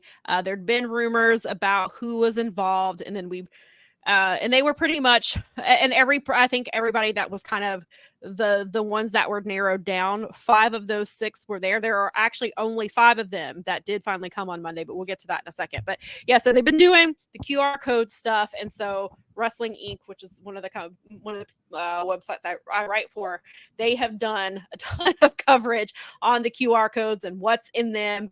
And so we figured out from the code, well, not me, the people, whoever was writing that night, figured out that June 17th was the likely date of their of when they were coming, and they looked it up and like because it was in the hints, and then June 17th was related to, I forget now, some guy like centuries ago, because of course right up Bray Wyatt's alley. they had that, and the date like of his feast that is celebrated is June 17th, and so we some ancient tyrant from like antiquity. Yeah, something crazy like that. Some crazy guy that on brand for everything they're doing. Totally, they kept showing like one of the symbols they keep using, and we're trying to figure out exactly what it's the glyph for Neptune. Wait, is it Neptune or was it Pluto? No, I think it is Neptune that they keep using. They keep showing a crow or a raven, some sort of a bird. We were trying to figure out if it was a crow or a raven. And obviously there's meanings between both of them because everything they do is with meaning. There's always a reason for it. But we have not got exactly to what that is yet. Well, so crows are like super symbolism because like they all the stuff in their silly families, like blue jays, they all like have like interdimensional traveler like associations with them and stuff. So it makes total sense. Yes. Right. Brad nailed this. People will go down a rabbit hole for a QR code, but can't be bothered to Google a wrestler from a different country they've never heard of before. Amen, brother. Facts. Apparently that's what we need to do. Apparently AEW, TNA, any other company, please put up a QR code, flash it up on your screen. There you go. Instead of like and then it'll just take you to a Google link. So every time a new wrestler comes on, the promotions, instead of wasting their time doing like videos, packages and stuff, they just pop up a little QR code on the bottom corner, and it'll take you right to the wiki page for that freaking wrestler. Just do something spooky so that they'll get their attention. Yeah, right. Don't just flash up a QR code telling them to buy something. Ours has like a little luchador in the middle of it. Like exactly. So just do something like that. And should I pop ours on there? So you should pop ours on there. Wait, here. Is it? Let's see if I can look at our cool thing that Mel had made for us. Oh, there's our QR code. Scan the code. Has the lucha mask. Scan the code and find. I don't know if that'll work. There. Okay, so now we're now part of the we're now part of the QR code craze. That will literally take you right back to this channel, and it will. It'll take you to the series of Powerbombshells episodes. Is right there. and I'm trying to put all of our contact info in all of our descriptions so that if you are just subscribing and want to go do that, we can do that. So. Yes. Now that we have our cute, adorable little QR coded thingies, but I find that stuff funny, and Brad's like straight up. I don't know how Brad's it just nailed it. Big facts. Nothing else to say. So right. Yeah, really. So the show itself was kind of just there because everybody was waiting. Like we knew it was coming, so everybody is waiting for the big reveal. Nikki joked that it was going to happen at 10:56. She was close. It was 10:55. Nice, good job. Hey man, she might have won money if she'd been like DraftKings or something. So there was one thing that it will lead into what happened at the end. So one of the big things, there's been an ongoing feud because Chad Gable turned heel after he turned on Sami Zayn Sami, because he'd been training Sami Zayn and working with him to become the IC champion. Sami won that at WrestleMania. He ended Gunther's 699 day run. He ended it. And so he won, and Chad Gable was pissed off that he was the one. Chad couldn't do it, so Sami did. So Sami's like celebrating with his wife, and Chad turns on him, suplexes him in front of his wife, like while she's like holding him. Like it was really intense. So he's very good at this heel character he's been doing, and he calls himself the Master because he is he has the Alpha Academy, which is Otis, Akira Tozawa, and Maxine Dupree. He's very mean to them, obviously. And so Sammy's been trying to help them realize, like, you don't have to put up with this. Like, you're better than this. And like, they'll start to, and then they don't. And then the last few weeks, they've each kind of stood up to Gable and in their own ways. And so earlier that night, Otis, like, we've been waiting for it. We thought it was going to happen at the pay-per-view because Chad Gable wrestled Sami Zayn at Clash of the Castle for the title. So we thought this is where Otis is going to finally turn. He didn't. So Monday, he kind of turned, like, Chad Gable was being really mean to Akira Tozawa, and Otis just snapped and like shoves him. And he finally so we thought like this was the turn, but then they were talking to him backstage. So I don't think they've quite broken free of Chad Gable yet. It's also, I will also say this because it will come into play with something I say in a minute. It's also Money in the Bank qualifying season. So people are doing ladder match, or they're going to be not in ladder matches, but obviously the ladder match. So they're doing qualifying matches. Chad is scheduled to be in one next week. It's Chad Gable versus Braun Strowman versus Big Bronson Reed. That's who he's in this match with. So towards the end of the show, we see a woman come out. She crawls out. Oh, no, I'm sorry. The lights start flickering. Lights go out. Finally, it's happening. All the fireflies light up. And it happens after Jey Uso qualified for Money in the Bank. So Jey Uso, a few weeks ago, people were doing the fireflies for him, and he said they were his now. And so obviously they weren't. He pissed the Wyatts off by saying that. So they came, like, literally, he's qualified, he's in it, he's celebrating, and the lights start going down, and he's summons his, and that's what I said. I said his win. He's like, he's gonna win this match, and it's gonna summons him, and that's exactly what happened. And so, woman comes crawling out, or you see the door, which when Bray came back, you remember they like focused on the door, and you see the light coming from. So that's what they showed that, and that kind of made me like, just because it reminded me of Bray and that thing, and I already started getting a little emotional just seeing the door because I knew it was here. And so you see her come out. It's clearly Nikki Cross is who it is, and she's covered in mud and all this stuff, and she has a lantern, and they focus on her. So then they go backstage and they like show stuff, and like just everybody is laid out like all over the place.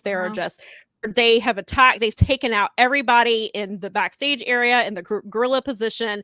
And so we knew that Adam Pearce probably wasn't back there because earlier in the night, Drew McIntyre quit because he was pissed because CM Punk cost him the title on Saturday. And so he said, people were chanting CM Punk, and it pissed them off. And he's like, I quit. So they show him backstage, and Triple H is back there, and he pushes the camera away, and you can see, and he's like, no, I'm serious, I'm quitting.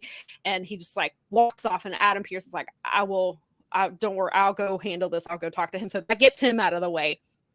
I don't know. I was like, that's what I asked. I was like, is Triple H still back there? Did he get killed by the Wyatts? Did he get, so like just all these wrestlers are laid, like there's wrestlers laid out, there's production people laid out. The one you clearly see is Chad Gable. This is truly an unsafe workplace. It is. On every level. Like, first, there's like, forget the NXT parking lot. Like, oh my God, yeah, forget that. So they show Chad Gable, and the wound on Chad Gable's head almost looks like a gunshot wound. And we were like, yikes. And so people are joking that it was really Otis that did it, and then it just happened that the Wyatt Six came and demolished everybody afterwards. So now he has the perfect alibi. Nobody will suspect him. No one will suspect him. And so that is so then you see like this. So you see like each character. So you see somebody with the bunny, because so it's the Firefly Funhouse come to life, which they kind of did the last time. So it's like characters. So like there's like a rabbit and a So the Ramblin' Rabbit is Eric Eric Rowan. I wanted to call him Eric Redbeard because that's what he was going by. But so it's Eric, like you can see his beard a little bit, and he's not gonna get killed every week, is he? No, he had the Bludgeon Brother. You remember the Bludgeon Brothers, and they had the what are those things called? The I guess there are bludgeons basically, but it said help. Yeah, the big mallets, and it had help written on it. And you see, and he's laid out people. Then you see, and so Joe Gacy is one of them. And then which he was suspected. So Joe Gacy is one of them. Dexter Lumis is one of the characters, I think. And then so then they show, and you just see this outline and a top hat, and it just kind of just the outline and seeing it kind of just took your breath away because it looked like Bray a little bit, and it just was kind of, I mean, it was nice to see, but it was kind of jarring at the same time. And I think Nikki said that's where she kind of got a little emotional seeing him, because it was just like we knew what it was there for, and it was really just it played out really, really well, and they had just a reveal. Good. And so they come around, so then you see all of them, they come around and they get around Nikki Cross, and they just kind of, it closes with them, showing all of them, and then it just goes off air, and it was just really, really well executed. And if you have 5 minutes, I recommend checking it out.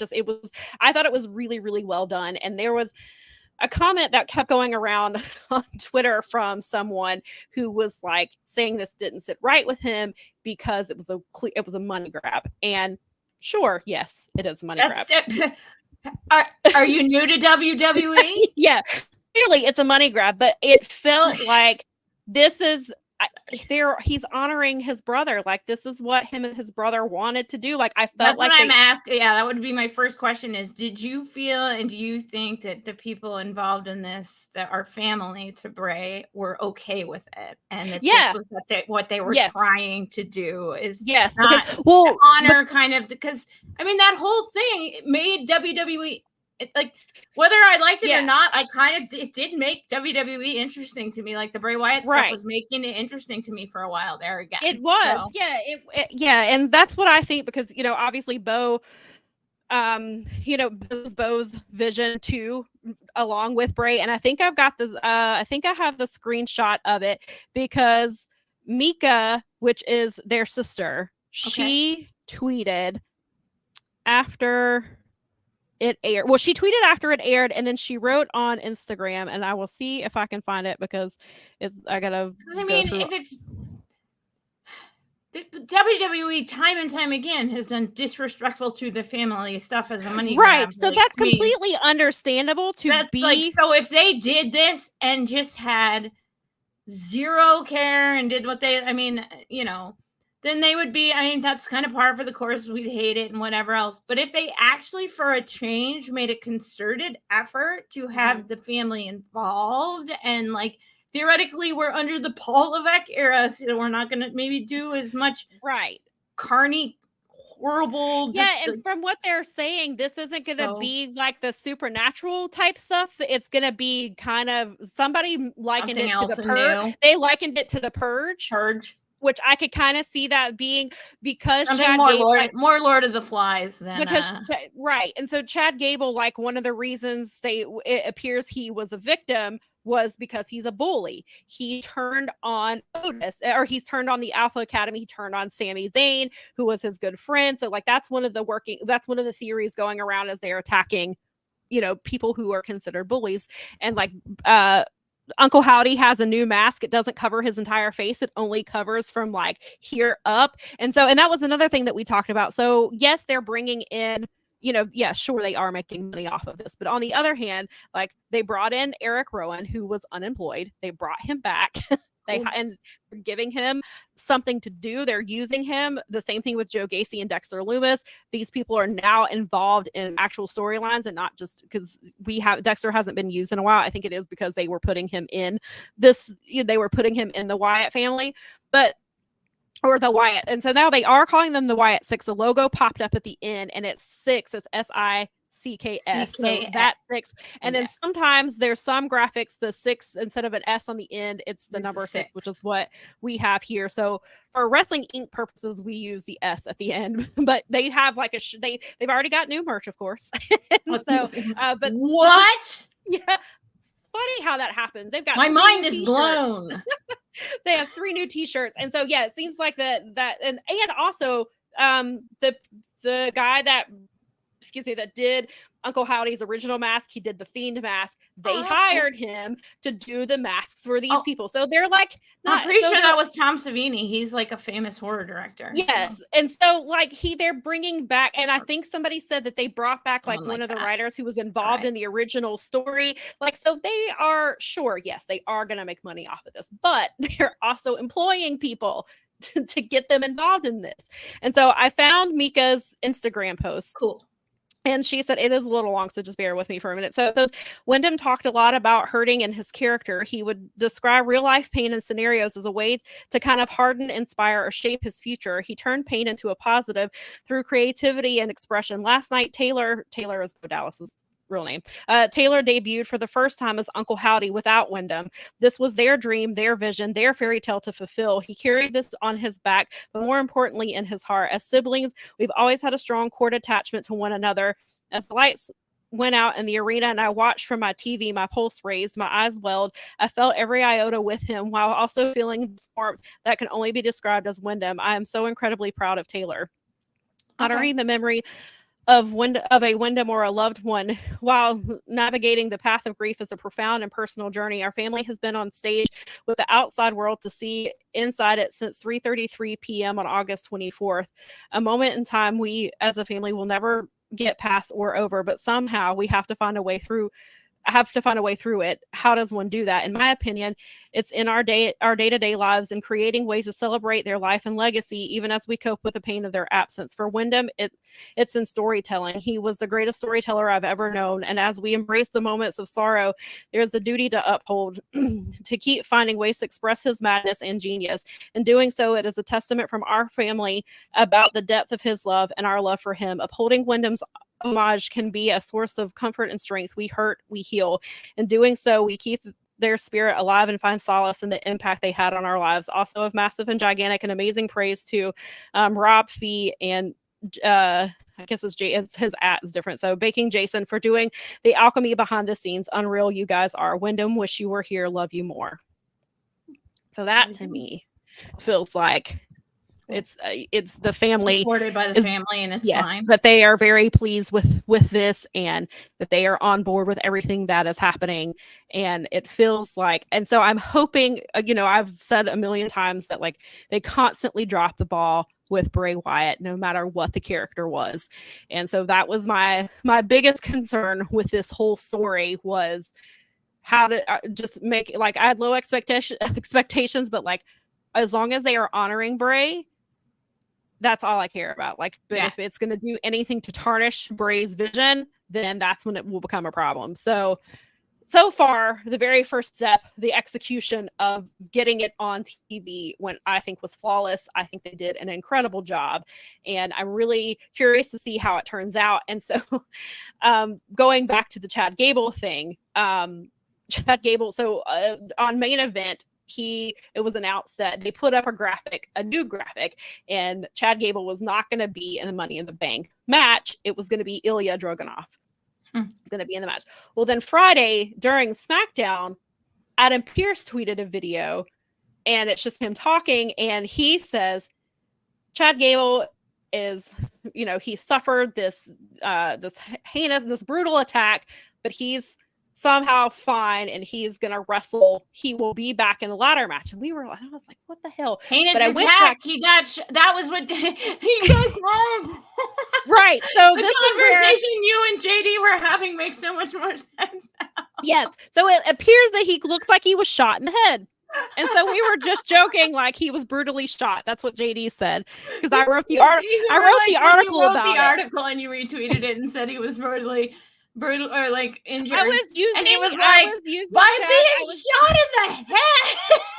I was using Adam Pearce's words, but yes, I know we were all being hilarious. It was just funny because it was like, I was like, oh, He'll be fine. Yeah, and so if you in watching the video at the beginning, Adam Pearce says that basically they had some accounts had been hacked, but it was back under control, not a problem. And talking about a family member who had someone burnt to a fucking crisp, as Brian Alvarez put it, and still came back from that. This is true. So so the video starts like as the video starts getting scrambled and static. So it's clear that the Wyatts are involved in this message.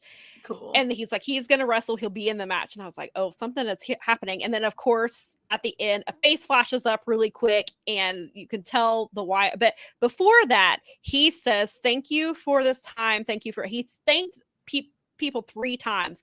So that brought me back to actually one of the articles I did write about the Wyatt Six was like 2 or 3 weeks ago. There was a thank you letter written to the fans from Uncle Howdy. And he is like, thank you for believing in us and just all this stuff. And then he says, this is your fault. Everything that the blood is on your hands. Like everything that's happening is because of you, the fans. So it feels like this thank you that Pearce was saying is involved in this. And it feels like the Wyatts have done something, or the Wyatt Six have done something and have made. So I don't know what's going to happen to Chad Gable on Monday. I don't know if they're like, I can't figure out exactly what they're doing with Chad Gable and how this is still involved. It feels like Adam Pearce is somehow under the Wyatt Six control, maybe. Oh. And so we don't have the 6th member yet. It's most likely Alexa. That's who everybody has kind of like, we're 90% certain that it's Alexa Bliss, because obviously she has a very strong connection to Bray. She was with the Fiend. They did all that stuff when they thought the Fiend was coming back and they weren't really sure what was happening. And she continued her character and continued trying to contact him and stuff. So if she's expected to be the 6th member, it's not 100% confirmed. We don't know when she's coming or why she was not part of that on Monday, like what they're doing. So there's that aspect of it. So I don't know how quickly she'll be revealed and stuff like that. But so far it's been really intriguing. I don't know how they're going to get around the Chad Gable stuff. And also it was funny because a lot of people thought they saw Carmelo Hayes, and there's someone who looks like Carmelo, but somebody tweeted and said, Carmelo, was that you? And he said no. And then he wrestled on SmackDown on Friday, but the person that was there sure looks a lot like him.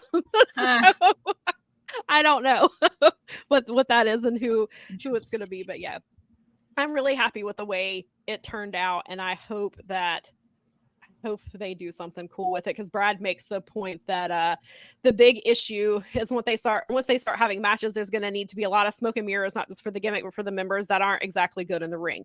Right. So that'll be really interesting to see the in-ring, but I think if they're getting away from some of the supernatural stuff, that it might be easier in ring wise, because that was obviously one of the big complaints the last time was, doing the supernatural stuff in the ring, because we obviously had that stupid match with Seth Rollins and the red match, the dark light weird match. That weird ass match.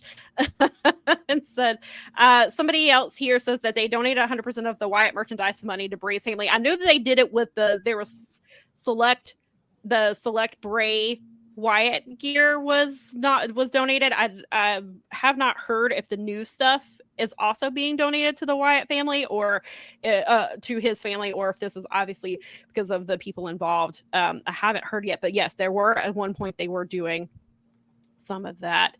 But yeah, so it'll be really interesting to see how this plays out. And so it's like, well, I guess since I have to cover WWE, at least I have this so I can watch it play out in real time how this is going to work. But like we had a friend of ours who doesn't really watch WWE, but he knew about the Wyatt stuff coming back, and he tuned in and he watched it unfold at live, and he really enjoyed it as well.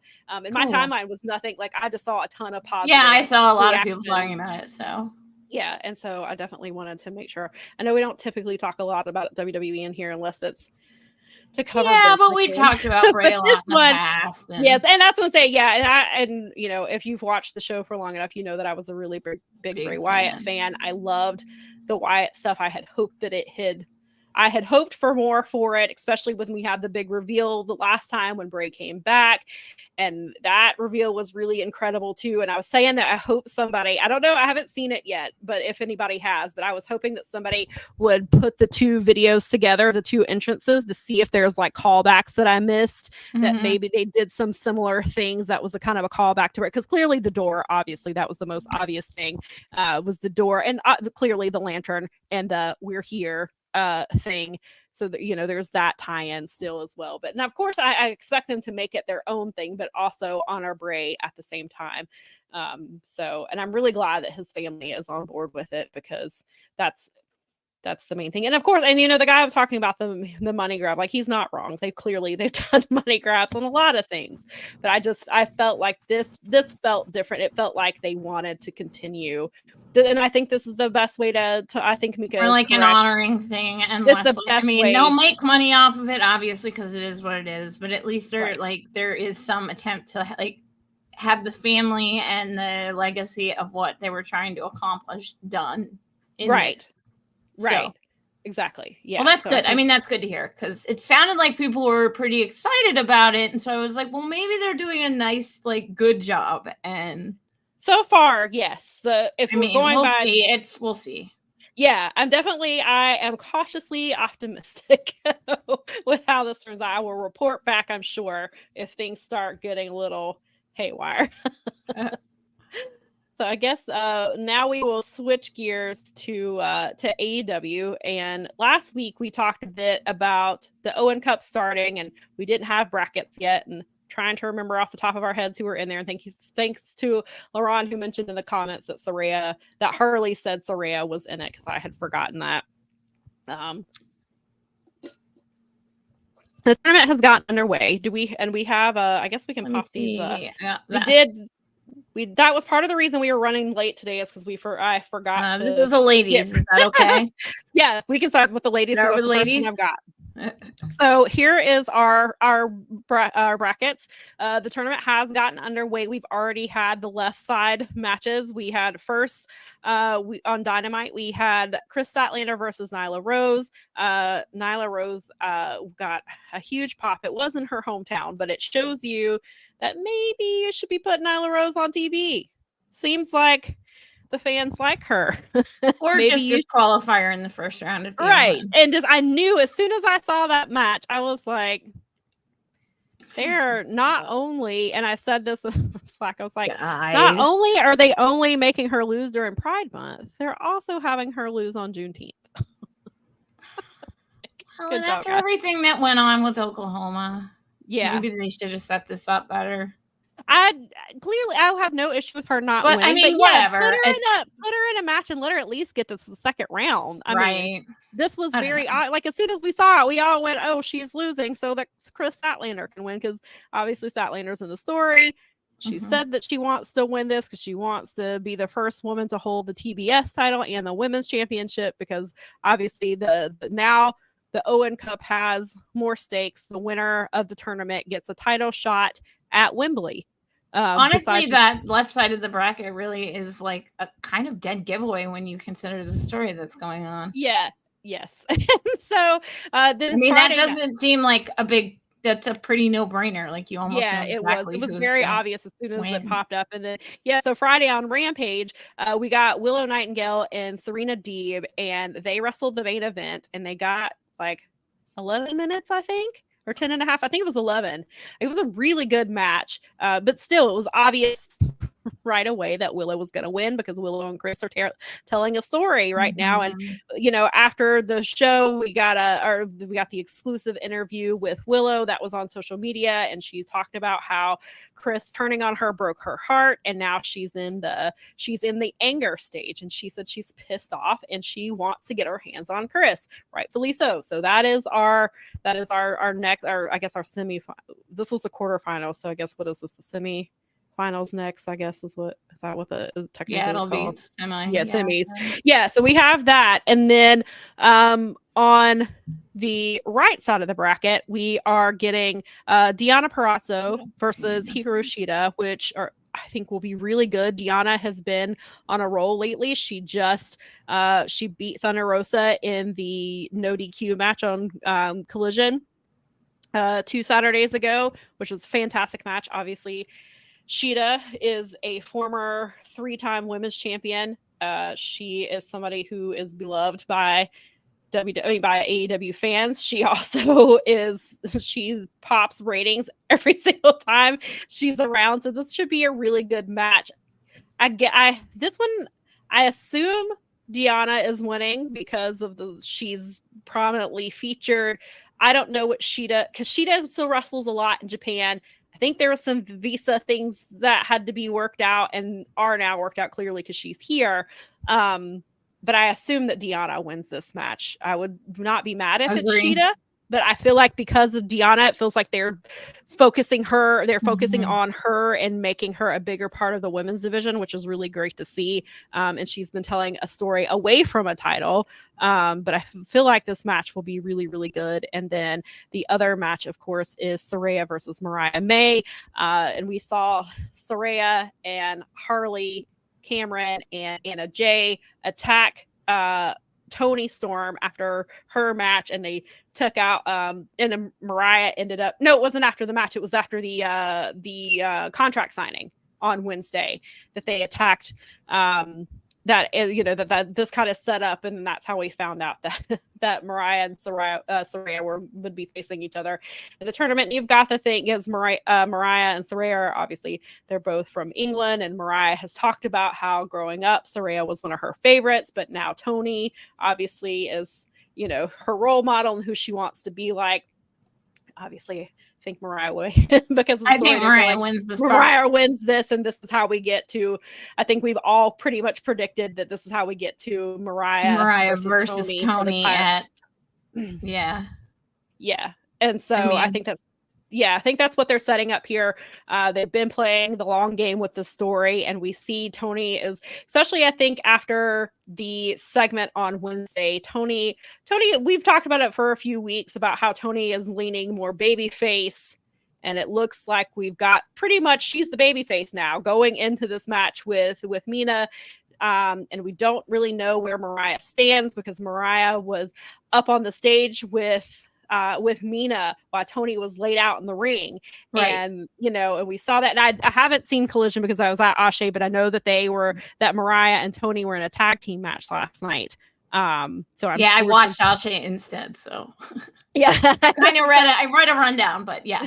Yeah. So I assume there were some things that played out with that match. And then they've done a really great job with the promo. Like, so they did the Mina promo where there's the video package where they're explaining her background and Mariah's narrating it. And she's talking about all this stuff. Well, then they turn around and they do almost a nearly identical one with Toni, which was really great. And Toni, as like Mariah's doing the voiceover, and she talks some of the lines are word for word what she said about Mina, that they did it for Toni, and it was really well done the way that they've done this. And so I did see the promo from after their match last night where she said that Mina likes to shake her forbidden door knockers.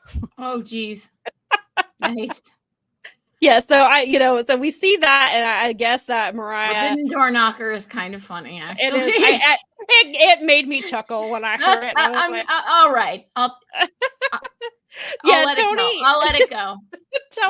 That's pretty good. Oh, Toni, she's really killing this character. Some of the stuff that she's come up with has been. Yes, and again, like you see, because some people, I remember several months ago when people, I guess, did not realize that Toni was married to Juice, and they were like, how? And then I'm like, now they're like, now I get it. They're like, they are so similar. Yeah, a little bit. They're like, their personalities kind of crazy.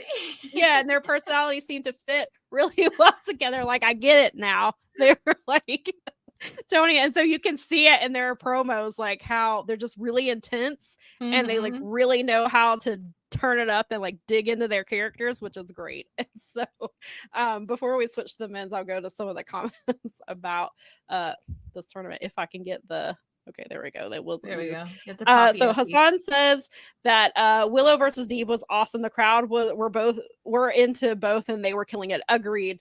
I think this match was. The first match was Chris's match was Chris and Nyla was a really good match, but I think I know we're only 2 matches into the tournament, but I feel like this match was the better of the 2. I thought they really killed it, and if I'm not mistaken, Serena is from Virginia, and so because there was a lot of really not that Serena Deeb would not get a lot of applause, like a lot of cheers. Obviously, I think it was in her hometown again. With same thing with Nyla Rose. But yeah, that was a really, really good match. Hassan said Deanna versus Shida. I'm interested in that match. Me too. I looking at that bracket, even though we've seen 2 of the matches, that's the match that I'm most interested in. That should be a good match, regardless. Yeah, and Dasa said Shida versus Mariah would be awesome. Yeah, that would be a really cool match. Especially, I would not be mad if Shida ended up being the one to win, because that would be really, really good. Yeah, well, if we don't get it in this, honestly. Yeah, and if we don't get it in this tournament, I hope that we get that soon, because the 2 of them would be really great. I do want to say that the lack of Emmy on TV makes me very sad, and also makes me definitely think we are probably not getting #Emmy for Wembley, which is dumb, and she should have been in it last year. But so Brad says, I'm guessing Mariah versus Chris is the final. Mariah wins and moves on to Wembley. Willow causes Chris to lose, setting up all in or all out match, possibly a gimmick match. Yeah, Brad, I'm on board with you. I feel like that's and I think that this match, that is not that that's not a good match for All In, but All Out has got to have good matches to get people on it. Buy. And I think that would be All Out would be a really great place to have that. And I think that people are really invested in that story, because those are 2 of the most popular women in the division. Well, that's going to be tough too, because they moved it off of Labor Day weekend, which means that kids are going back to school. That week leading into, some kids, not all necessarily. Right. But I know that is a good point. I said to my sister, when are they ending? Like, when's the summer ending for the kids? And she said that they're theoretically done until Labor Day this year, which is great. Some go back before, some don't. But if you think about the fact that they moved it to the weekend after, it's going to be a lot tougher to get that stadium full the first week of school. Yeah, like, I'm not even a parent, but I know I have all parent friends, and the first week back to school, it's the first. Yeah, they just got finished recovering from the first week off of school, so it's like, and then you go that first week back to school. It's hectic. It is. Teachers, kids, the whole thing. You get You just like, you went from being in your PJs all day and playing outside or doing whatever to now we have to go back to being stern and proper and let's do a wrestling show. And I hope it's not on a Sunday, but is it on a Sunday? It's September 7th, right?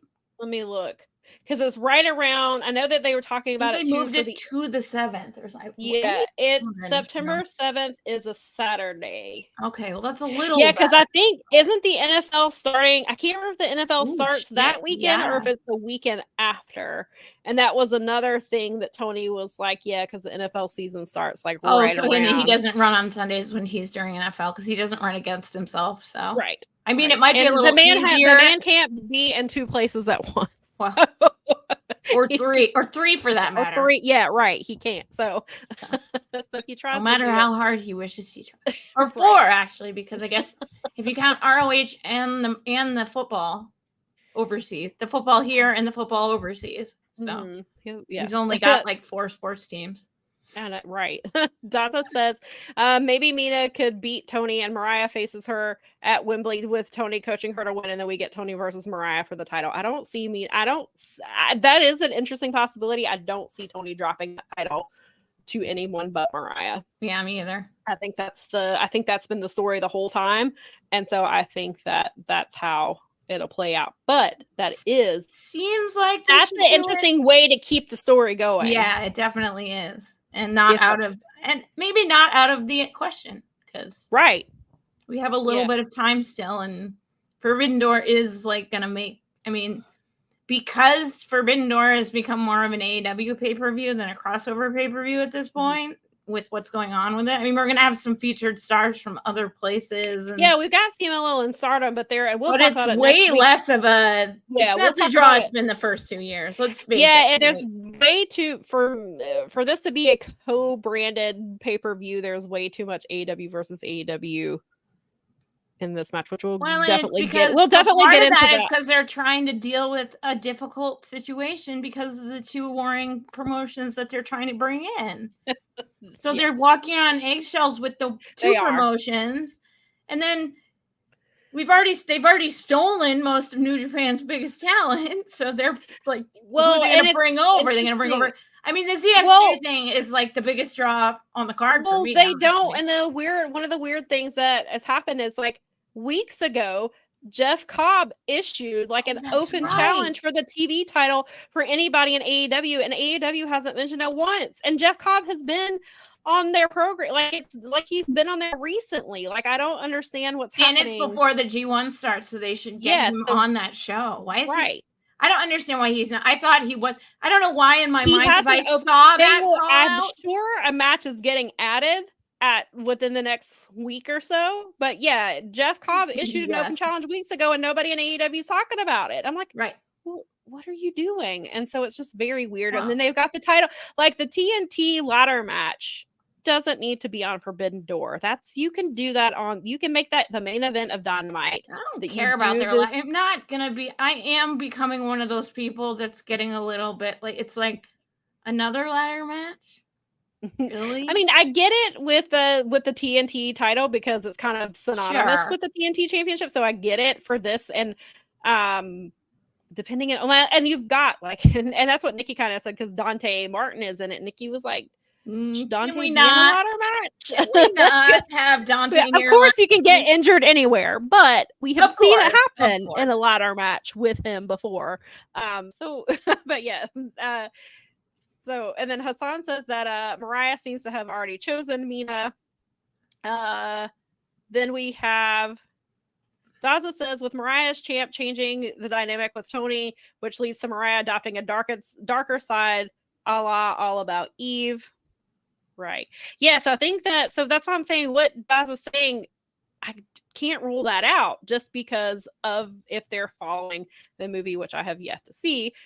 But from what I've heard about it, I should do a watch of it or something. I need to watch it. I can't. I think that was part of the reason is I wasn't force ourselves to watch it and talk about it on the show just so that if we should plan to talk about it on the show just to force ourselves to watch. Right. I'm trying to think of. I think that's the thing is where to find it, where it's available to watch.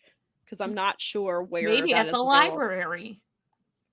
Maybe. And then the other thing I know that's the story that they're focusing on, but Tony Khan also keeps bringing up Sunset Boulevard. He's mentioned that quite a few times in interviews and stuff. So I don't know if some of that, again, that's unfortunately not a movie I have seen either. So perhaps there is some of that that's also being weaved into the story that I don't realize because I have not seen either. But yes, maybe we will find out where to watch that. And then we will make ourselves watch it so we can talk about it. We'll try and do it before All Out so that we have or All In so that we have it good. I mean, that's August. That gives us 2 months. Yeah, that gives us 8 weeks to watch it. We can try and squeeze We can talk, and then we can talk about it on the pre-show or maybe sooner once we kind of see how things are playing out in the next 8 weeks. I mean, we have to be careful. There's the Bear is coming out and G1 is starting. So, gotta. We do. I know. That's a lot to handle. We'll start At least the Bear is coming out before I told this to John and you guys because John's the one who made me go watch it in the first place. Is that it's coming out on the 27th.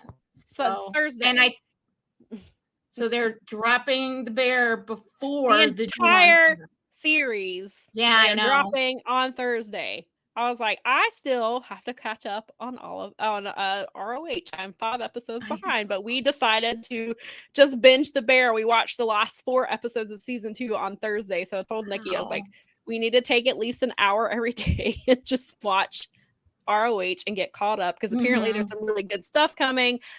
I want to see, well, obviously because to time the women's matches, but there's been some Workhorsemen stuff on there in the earlier episodes that I need to get back to. So I definitely want to watch them. Tomorrow I'm going to try. I tried to make tomorrow, or I was going to try and to make tomorrow a wrestling day or Tuesday. It's just to like tonight. I think we are going to watch Wrestling Revolver because they had their Cage of Horrors show yesterday. Nice. And there was a really big cage match between Manders and Matthew Justice, who used to all be in SGC together. Mance is the heel now. He turned on them, and now they've all kind of turned on each other. Cool. So they're supposed to be, I heard that was really good. And then somehow the Ishii match was this morning with Kenta, right? Was that today? Yeah, I think so. Which we will get to in the G1 qualifiers. Okay. But yeah, so with the Revolver, I don't know the result, but I don't care. But yeah, so with I realized this morning when I woke up, I was like, "Oh crap!" Yeah, I went and I had to go look up and see who won so that we can talk about it. But I don't know how. I haven't dug in to see how this happened. The title match was Alex Shelley versus Speedball, but somehow Ace Austin is the new champion. He wasn't even. I don't know how this happened. I just saw a picture. Asita posted a picture. Asita was the photographer last night, and it popped up and it said Ace Austin, the new Revolver World Champion, and I was like, I had to read it like 3 times and look at the title, and I was like, he wasn't in this match. And then I saw a couple of other things talking about him being the champion, and I was like, all right. So I told Nikki, I was like, we have to watch Revolver tonight, but I've got to figure out. And not that I'd have, and I love Ace Austin, but I assumed Alex Shelley was dropping the title because I think he's coming in to AEW probably sooner rather than later.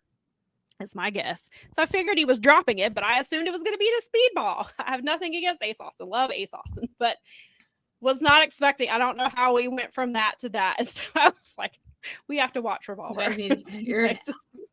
So we'll get that out of the way before the Bear, because I think we'll probably binge as much as the Bear. Yeah, well, you have time, so you have until the 27th. What is today? The 23rd. So you have 4 days. You can do it. I believe in you. We can do it. You've watched like 37 hours of wrestling in 2 days before. Okay, so. But now I have Wrestling Inc.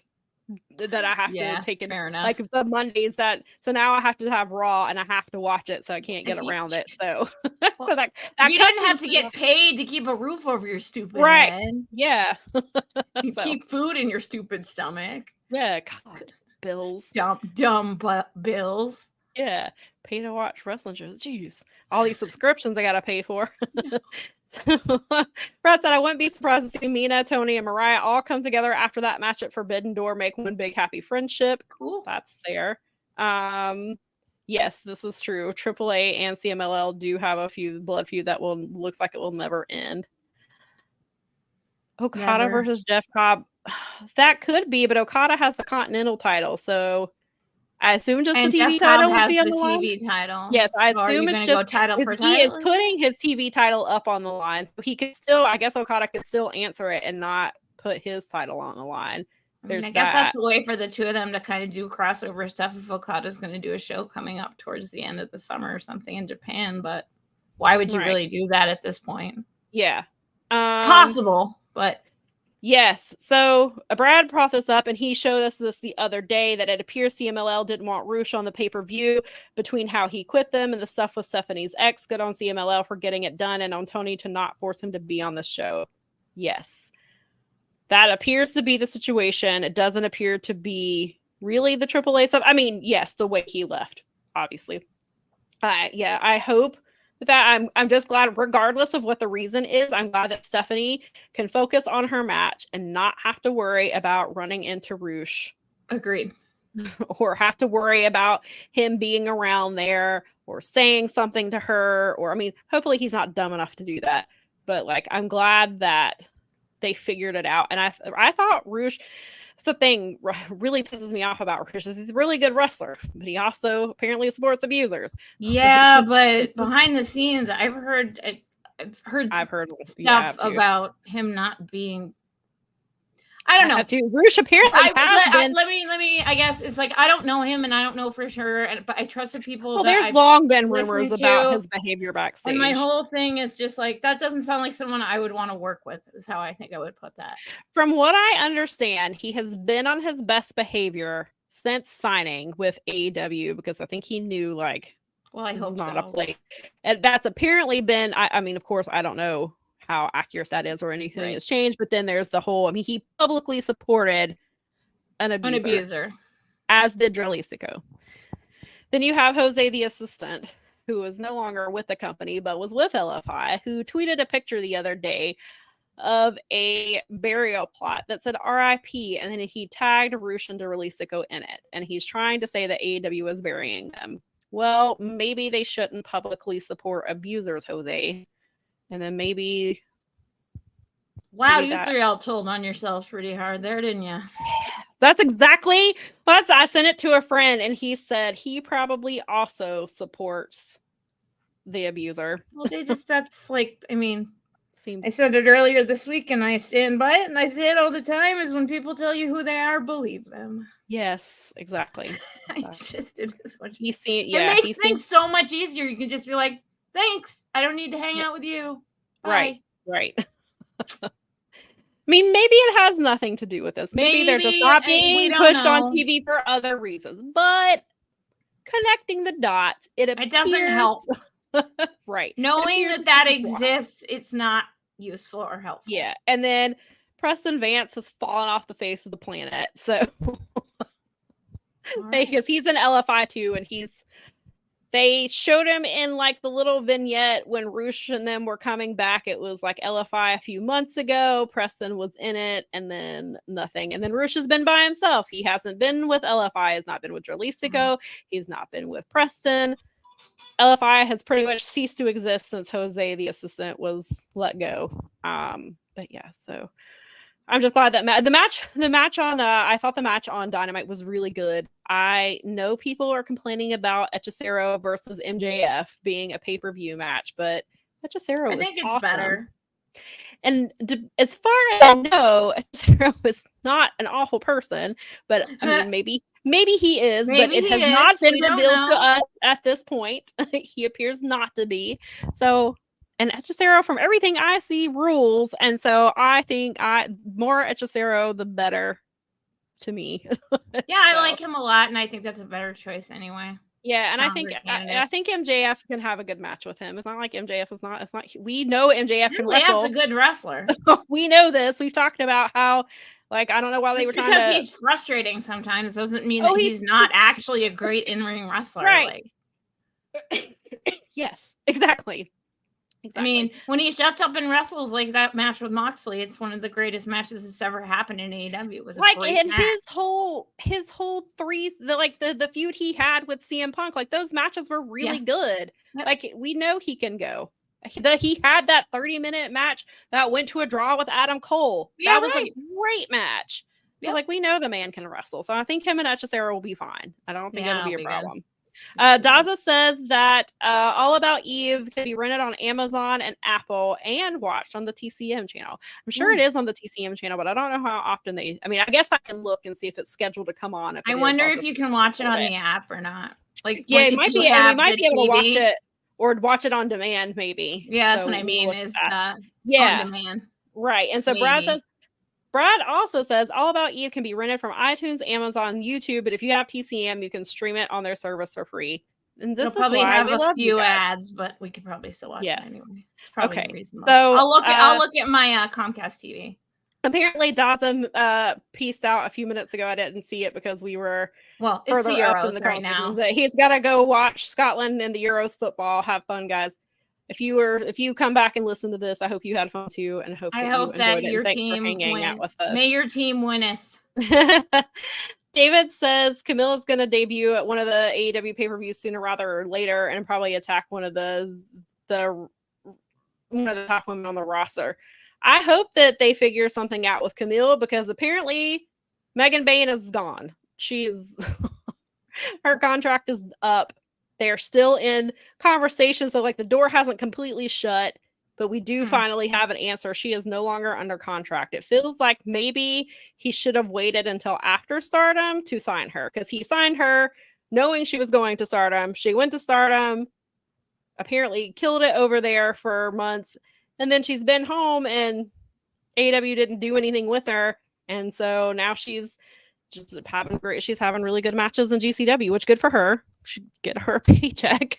And maybe perhaps something will work out later down the road with her if somebody else doesn't snatch her up before then, which is certainly possible. But yeah, so I hope they get Camille on TV sooner rather than later, because Camille should be on there. And then let's see here. Hassan says that he likes Hechicero as well. And then Nikki said it has come on TCM, but it's always in the middle or towards the end of the movie. Yeah, so say we have to like record it ahead of time or something. But I hate doing that because then you have to fast forward through all the commercials and it kind of takes you out of it a little bit. But it is a free way to watch, so yeah.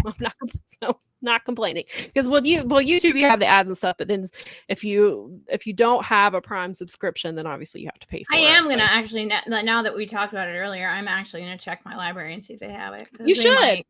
They a lot of times you can sometimes you can digital rent it, and sometimes you can just like DVD rent it, or Blu-ray rent it. And that's a classic. So I would assume that would be something that they would have, but they might. If they do, it's something that's right. Nikki reminded me that TCM does not show commercials. That's right. They do. That's good. We are going to crowdsource this. We'll have to check their on-demand. We're going to crowdsource this so that everybody, and feel free to watch along as well, so that you can join into the conversation when we eventually watch it. So we will get over here to the men's bracket when you are ready. See. I am going to... Nope, that's not them. That's them. Next one. Okay, so here is our bracket. On the left-hand side, we have had one match so far. We had on Dynamite, we had Claudio Castagnoli versus Pac in the main. That was the main event on Dynamite, right? I think it was. I think so. Right? Yeah, I think it was. Regardless, that was an awesome match. It was really, really good. I enjoyed it. Pac got the win, which he should, because Pac missed Wembley last year. I don't know that he wins the whole tournament. I think it's certainly possible, but I think that there's probably another way to get him to Wembley if they need to. But I hope that Pac gets to have the Wembley show, since he was injured last year and couldn't compete. But I'm excited for Pac. And I would not have been mad had Claudio won, but I feel like Pac is, I think, the better choice there.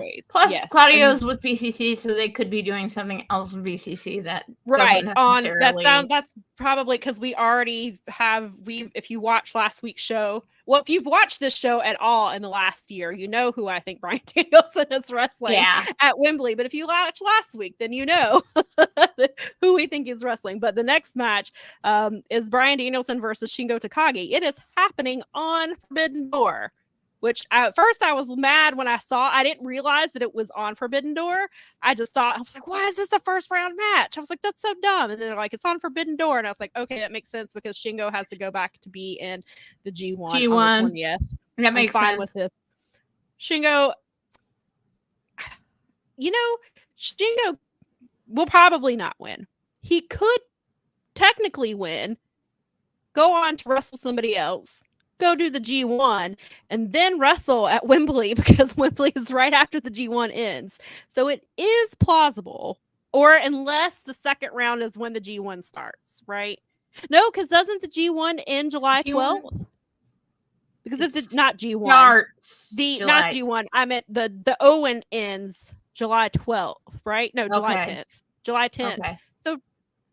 So that means that G1 doesn't start till I think the 20th. So it is plausible. That Shingo, I don't think he will. Shingo could potentially win at Forbidden Door, have his second round match, and then win and go to Wembley. It is possible. It's very kind of contrived. That's a lot of wrestling after doing the G1. To get there. Well, I mean, just like happen. Wrestling. I mean, he could, but like wrestling after wrestling the G1, because it's such a slog, that would be a lot. Right. It would be a lot. They better So pretty it much is- put the IWGP Heavyweight Championship on Shingo Takagi if you pull something like that off, honestly. I know 'Cause, that's right. Yeah. So I mean, I do seriously think though. I do think Danielson wins. However, it is not out of the realm of possibility that Shingo wins and continues to compete, and then like does the second round, wins it, goes to the G1, and then comes back to wrestle at Wembley. Conceivable, and the timeline would potentially, from everything we know, match up, but probably not. Probably not. Yes. But I mean, I do understand them saving this match for a big pay-per-view and not putting it on TV, because that's a pretty big match. This is a pay-per-view match. That is a pay-per-view match. You should be incredible. I cannot. I can't believe that that's even happening.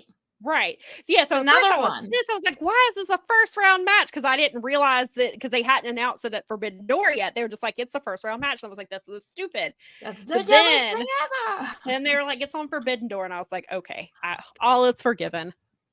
Sorry, I got a little mad. Sorry. Thanks my lizard brain engaged before my primate brain. Right. So Brad says, yes, we're going to be there live for Dragon versus Dragon. I'm so jealous that you get this match in person, because it's going to be incredible. And Kyle Sparks was telling me, because Kyle he filled in for Mel a couple months ago. He is also an ROH historian. But he was telling me that when Danielson and Shingo wrestled in Dragon Gate was it 2014? No, I can't remember. He told me the year. It was a couple days ago.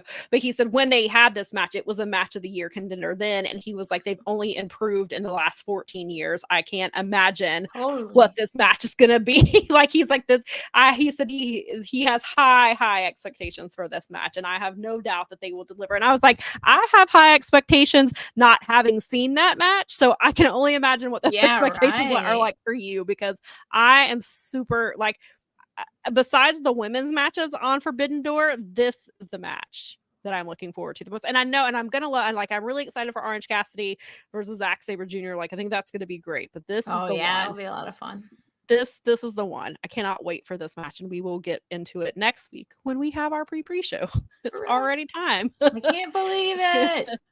Then on the right side of the bracket, this match will be happening this Wednesday on Dynamite. It's Rey Fénix versus Jay White. Really looking forward to this one. Big fan of both guys. I assume Jay is winning this match, is my guess, but it could go either way. Ray could win this, because Ray is really good in singles competition. He's had some really good matches.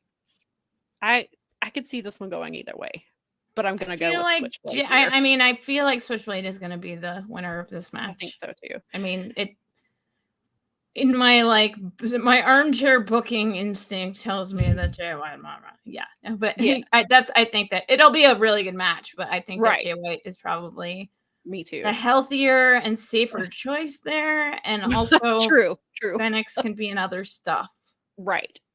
Yes, exactly. And so initially, for half a second, I was annoyed that I was like, "Why is Jeff?" And I didn't finish my sentence, because I realized this was the Owen, and because I just saw I was thinking bracket, why is Jeff in a tournament? Then I was like, Owen, never mind. Jeff and Owen were best friends, super close. Jeff Jarrett had to wrestle the match after Owen Hart's death. They did not stop the show. Nope. And if I remember correctly, Jeff Jarrett his match was immediately after. Owen's blood was still on the canvas. So I have no problem. And none of them had any idea what had happened. That was the worst part. It's like very few people, he might have known because he was in X match, but very few people knew the full extent of it. So they all had to wrestle that night not knowing. Right, exactly. So I have no issues whatsoever with Jeff Jarrett being in this tournament. He's not my favorite, but I have. If you're gonna use Jeff Jarrett, this is what you use him for. This is it. And so I kept seeing last night. There was like a little promo that they aired our little video package they aired during Collision, but I kept seeing people say, go watch the full 9 minutes. They dropped it YouTube. right before we came on the air, like the whole thing. I watched it. Yep. I watched it at like 12:30 while I was doing my makeup. I listened, and it was, man, that was tough to watch. Like he talks about clearly he talks about Owen and their friendship, and then he talks about 8 years to the day his first wife died of cancer.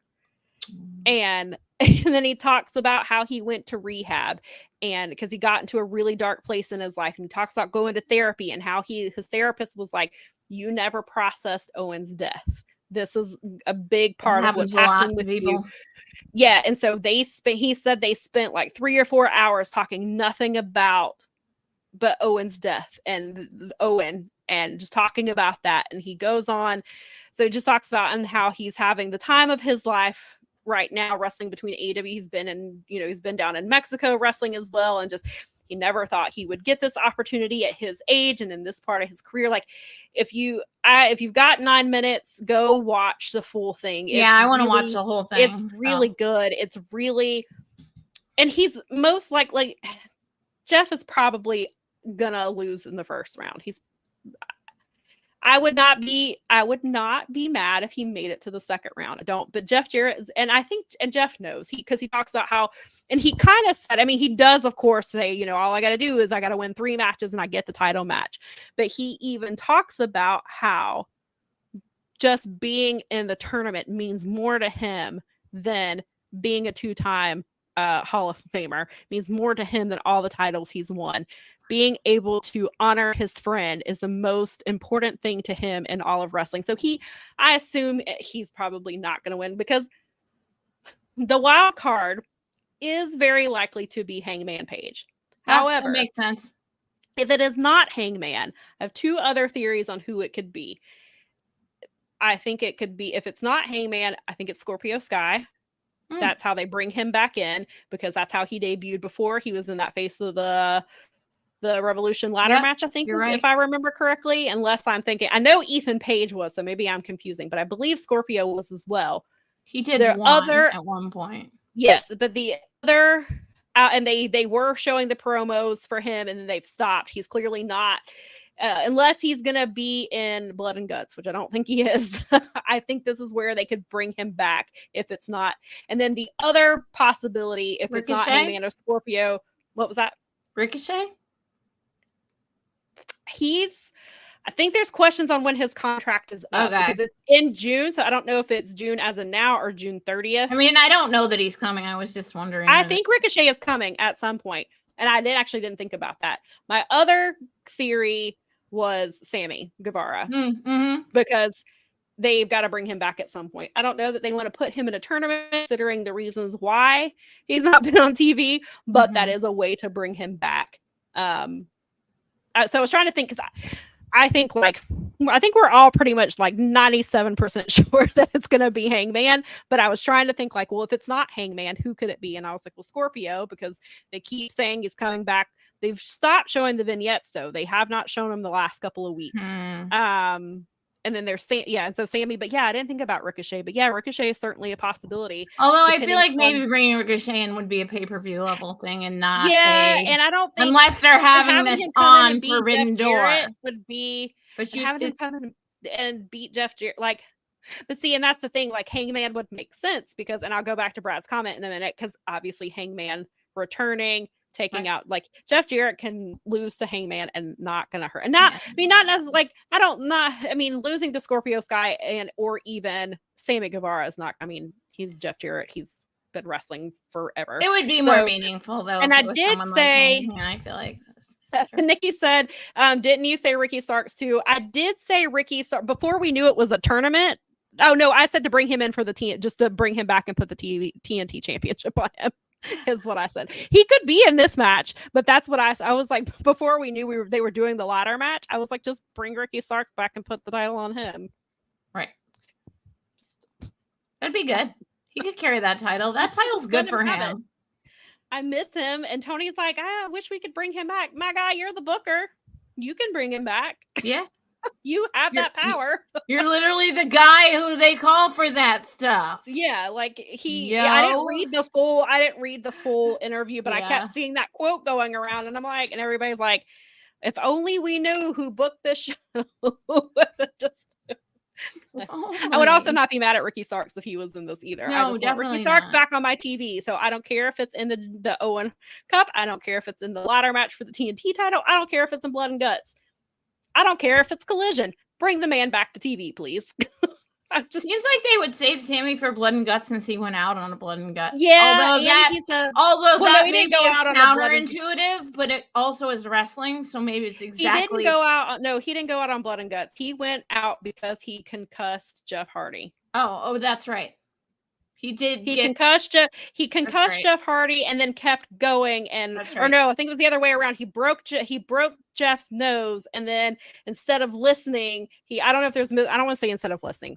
There's some sort of miscommunication, and he did his 450 or whatever, and he concussed Jeff, and they pulled him off TV, and he's been off TV, but he's been cleared to return for like a month, so he could conceivably be in any of these options. He could be in, they could plug him in some certain places, and he has history with the TNT championship as well, so I could see them. I just don't necessarily feel like Sammy Guevara is someone I need to see in the Owen, because that's competing for the competition is for a shot at the title, and he's not someone that should be in the title picture right now. So so it's probably not. I mean, Hangman at least makes sense.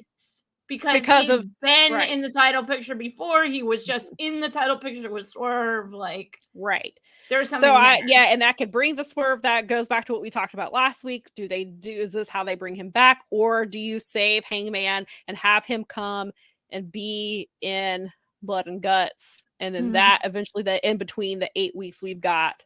Does that set it up? So there's a couple of different places and so that's why I was thinking was like, well, okay, well, what if they save Hangman for Blood and Guts and they put somebody else in the Owen? Who could it be? So there's definitely possibility, but I think we're all pretty much most likely is going to be Hangman. Yeah, I mean, I guess that makes the most sense, especially even if it's just as a threat to Swerve. Right. Even if he doesn't win, it's still a threat to Swerve because now he's in the running for a chance. Right, exactly. So Brad makes a good point. He said with Hangman's history of being the Joker, he has to be the wild card. Him beating Danielson to go after Swerve is the story. Brian loses and Nigel makes fun of him leading to their all-in match. I think that Brie comment probably is leading to that, but yes, would only fuel their fire. But I do think we're getting that. Brad also says that the Jarrett promo was insane. The 9-minute one was heartbreaking. Yeah, it was. It was really good. I really encourage you, regardless of what your feelings are on Jeff Jarrett, I would recommend going to watch it.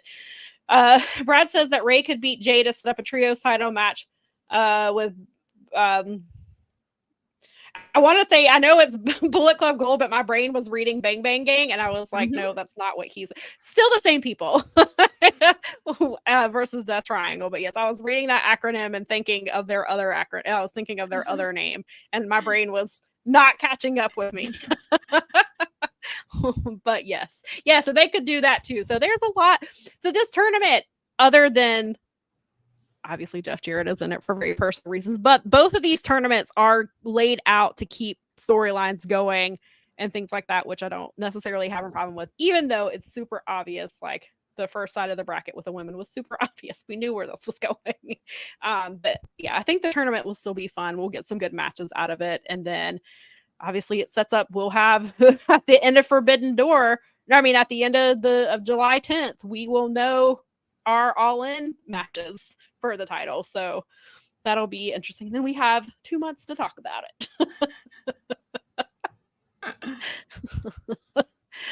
All right. Okay. Yes, I did want to bring this up. While we are still on the AEW ROH stuff, something interesting. Even though I am behind on ROH, I did see the segment that they did with Athena. So several weeks ago, Athena was at a taping and she was filming her match with Viva Van. She was injured during the match and we knew that she was injured. They didn't stop the match. The match continued. She finished the match. Then she had to be helped to the back. she's been seen on crutches, and then she was at Super Mario World and was taking pictures and video, and she was in a boot. So nobody really knows what the extent of the injury is, how long she's going to be out, anything like that. She's been advertised for an indie show in the next few weeks. So we thought, okay, maybe it's not as serious. Well, then Thursday, she calls an emergency minion, or she called a MIM, which is a minion emergency meeting between, it was her, Billy Starks, and Lexi Nair. And she comes out, she's like, Billy Starks is like near tears the entire time. Athena's upset. She's talking about her title run, how she was injured. She can't believe that could be the way her title run ends. She's been champion for like 550 days, something like that. And she's like, but she like she just like delays what she's saying. And then finally she just says, this is why I'm not giving it up. She's like refusing to relinquish her title, and I kind of was joking. Like when they said this, I was like, Yuta held his title for 4 months. They didn't strip him. So if he can hold his title for 4 months. Yeah, right. Athena can hold her, because clearly in ROH, we don't care. This is a fair point. Injured talent can hold on to stuff. So then she's talking, and Queen Aminata and Red Velvet come out. And they're like, not on our watch. Like, you're not going to come out here and hold this title hostage. Red Velvet's like talking all this trash, and then Billy steps in between them, and Billy gets pushed into Athena and knocks Athena down. And so then Billy's pissed because they made her hurt Athena, and like Athena is like in pain on the ground, and then the segment just kind of ends.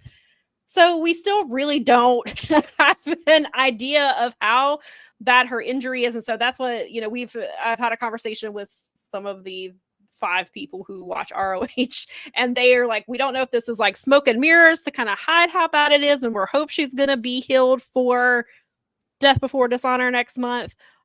Or are they going to, and is it, how much of it is storyline because they've been feuding with Aminata and Red Velvet? A lot of people seem to think that Aminata could be the one to finally dethrone her, and that's kind of what they were setting up, and then they kind of pulled back on it in part with Athena's injury. So I still don't know exactly what is happening with this with them. I can't tell how serious the injury is and how much of this is a storyline to build up with Red Velvet and Aminata. And then they have, we're about to do that Path to All In series in Arlington, and they're doing ROH tapings on all the Collision shows. And then I read today that they're doing 2 at those shows. They're doing 2 2 ROH tapings a day. They're doing one at 1 p.m. and one at 6 p.m. So they're filming several, like quite a bit in advance for this. And the poster that they show has several wrestlers in it, and Athena is on the poster. So I don't know if they're just trying to buy time for Athena to heal so they don't have to strip her of the title, and that also builds up Aminata and Red Velvet at the same time, because it seems like Red Velvet is probably going to be the one to go for Billy's title because she's the women's TV champion. And then maybe they're hoping that she'll be healthy enough for Death Before Dishonor, or if they're just building up Aminata. And I can't quite tell what's going on with that, but so I wanted to mention it because that promo, because at first when I saw it, I was like, no, she's not going to relinquish this. And then I was like, oh, I know what she's about to say. And then she proved me right. But yeah, so I can't really tell how much of this is smoke and mirrors and how much of this is just building up Aminata to take the title. And I haven't seen it yet, but I saw that Queen Aminata was on AEW this morning, and I saw a clip of it yesterday. It was very funny. So she definitely, I do think, if anybody can beat Athena, it's Queen Aminata. She's phenomenal, and she's been having a great run, and it would make sense to put the title on her if that's what they're doing. So we'll see. We shall see. All right. What else do we have? Yes. We do have the G1 qualifier round, which we talked about last week. They are having play-in spots to fill out the final 2 G1 contenders or participants. And so they had yesterday, they had 2 matches, and apparently didn't write down the opponents, so just wrote down the winners. And so Mel's theory is still in play. Mel's theory is that this is how they push the young guns and move up, because Tana has been talking about building up new stars. And so Mel's theory was that Callum Newman and Bolton Oleg win their way into the tournament. And then we talked about how just because they're in the tournament doesn't mean they have to do well. They could be easy losses. In some cases, the veterans are not going to take it easy on them. But on the other hand, if these 2 are in, that means no Tana in the G1 for the first time in like 20 years. And that would also mean no Ishii, which we talked about last week. It is insane that Ishii is even have to fight his way in for a spot, because if anybody is going to have a good G1 match, it's Ishii. And I listened to some of Speaking of Strong Style the other day, and Steven was pretty much the same way. He was like, how do you have this and not have Ishii in it? Ishii always has great G1 matches with everybody he wrestles. Like, you can't have a G1 without Ishii. But Jeremy brought up something that I had not heard, but he's talked to a couple people who heard that it might be because Ishii cannot handle this type of a tournament because of some injuries he's dealing with. Well, I mean, the guy's been going so hard for so long, it wouldn't shock me. He's not a young dude anymore. No. Maybe maybe he needs the time. Yeah, so I didn't think about this. So then Steven was like, well, if he can handle having a G1 and he's healthy enough, he should be in it, which I don't blame him for that. And then I think it was one of their viewers pointed out a good scenario, which I could see happening, is Tana doesn't make it in this year. So then they make next year all about it being Tana's final G1, which is a really interesting theory. And I could see them doing that. That would be kind of a cool thing.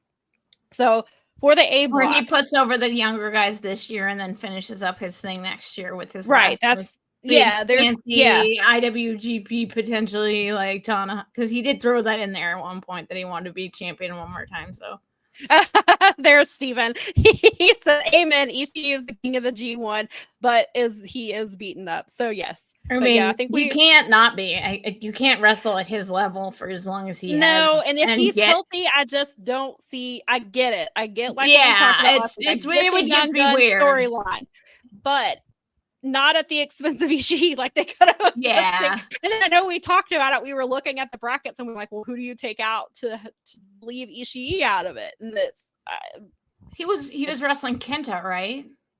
Yes, I think. No, wait. Was it? No. That wasn't. I didn't write down who he wrestled. I just wrote down. Did Callum Newman wrestle Yoshihashi, or am I getting that backwards? No, you're getting that backwards. Because so from A block, Callum Newman and Ishii have advanced. Okay. And then the next set of A block matches are Ishii versus Yoshihashi. Okay. Because Yoshihashi had a bye round.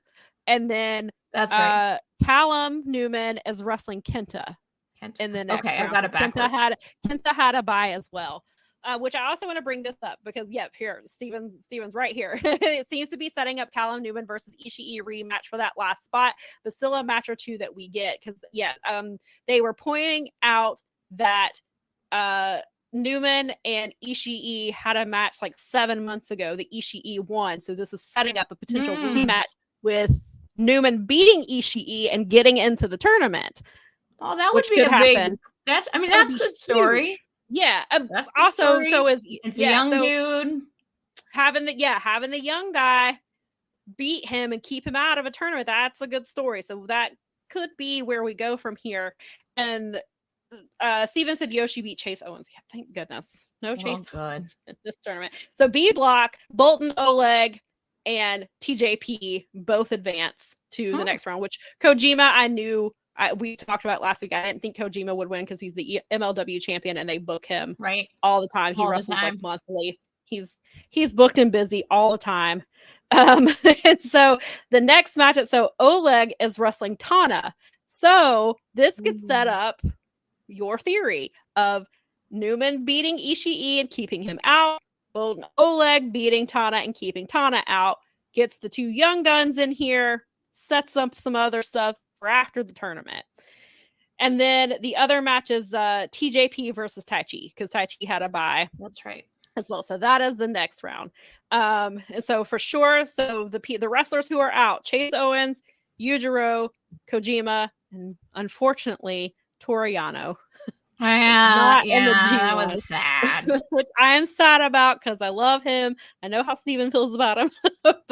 And somebody, I think Chris Samsa said he's lost like 81 G1 matches, and he's like the most losses in G1 history belongs to Yano, and he will not get to add to that this year because he has been defeated. I know, but he's so much fun. I know, I love it. I know, and we talked about it like you have. I hope maybe he'll find a way to be like Yano on the sidelines and like be mad that he's not in it. And you can so kind he'll of create.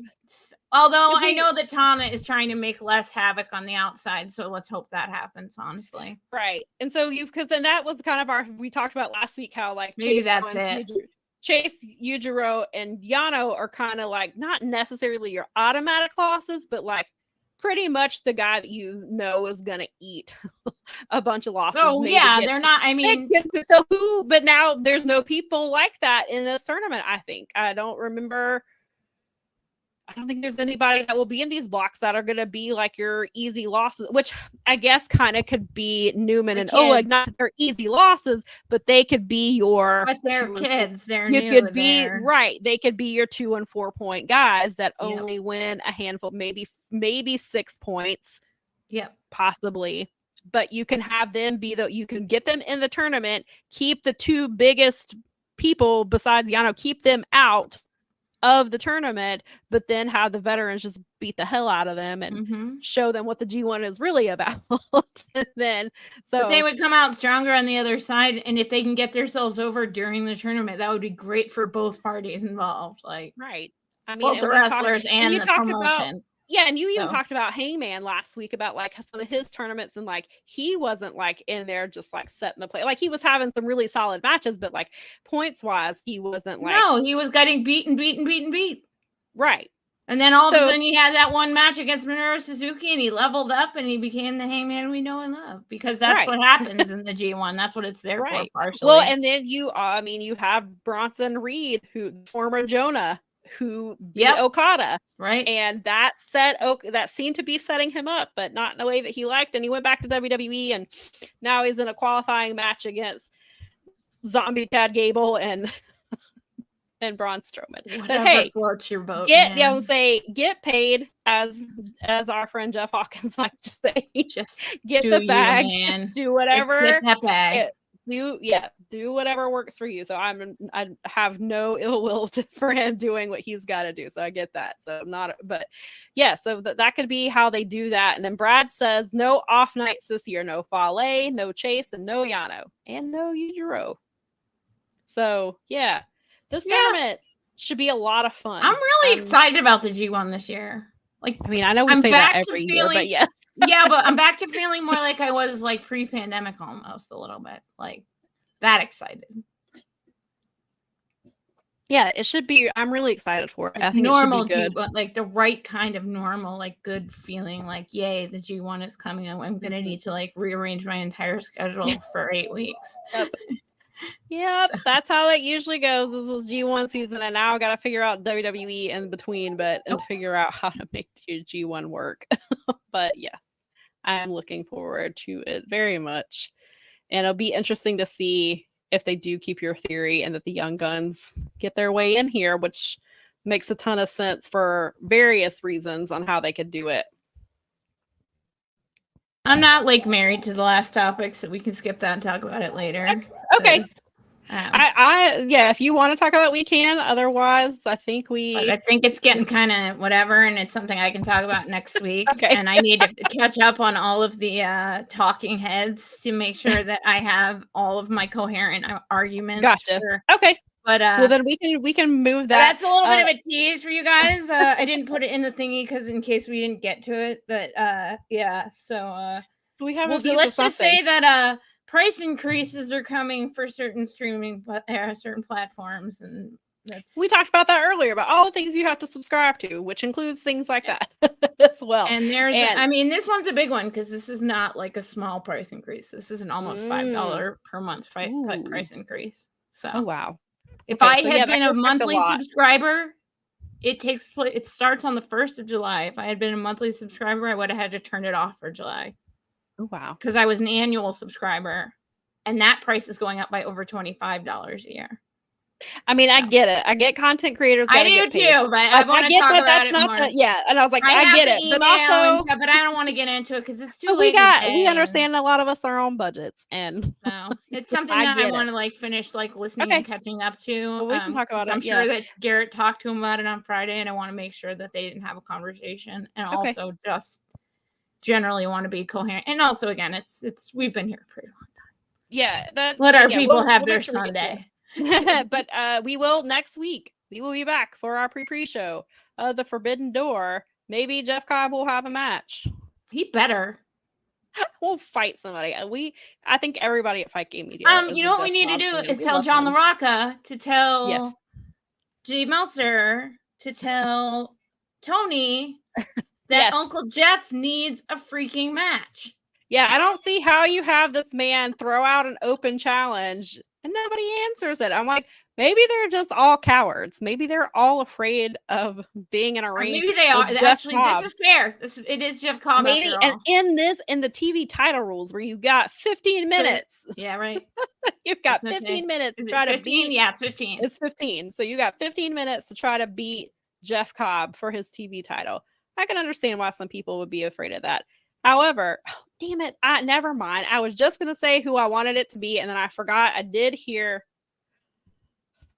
heard one of the matches that got added is the Learning Tree versus Hook, Shibata, and Samoa Joe. Oh, that's right. That was last night. That means Samoa Joe cannot challenge Jeff Cobb.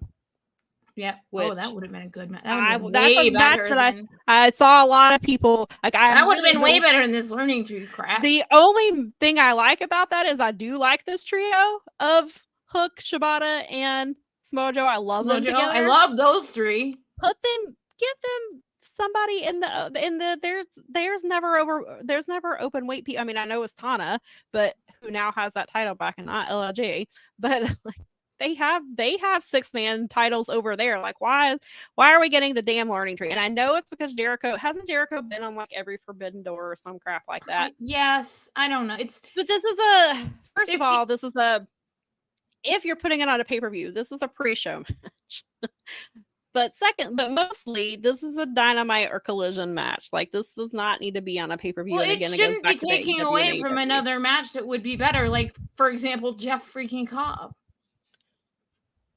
Like, I better not get my Jeff Cobb match because Chris Jericho has to be on the pay-per-view. Yes, Steven said he was going to try to manifest Samoa Joe, but then I came through and ruined that by telling him about that match. But sorry. I saw that. I saw that somewhere. I think it was added last. I don't know if it was added last night because I saw it first thing this morning too.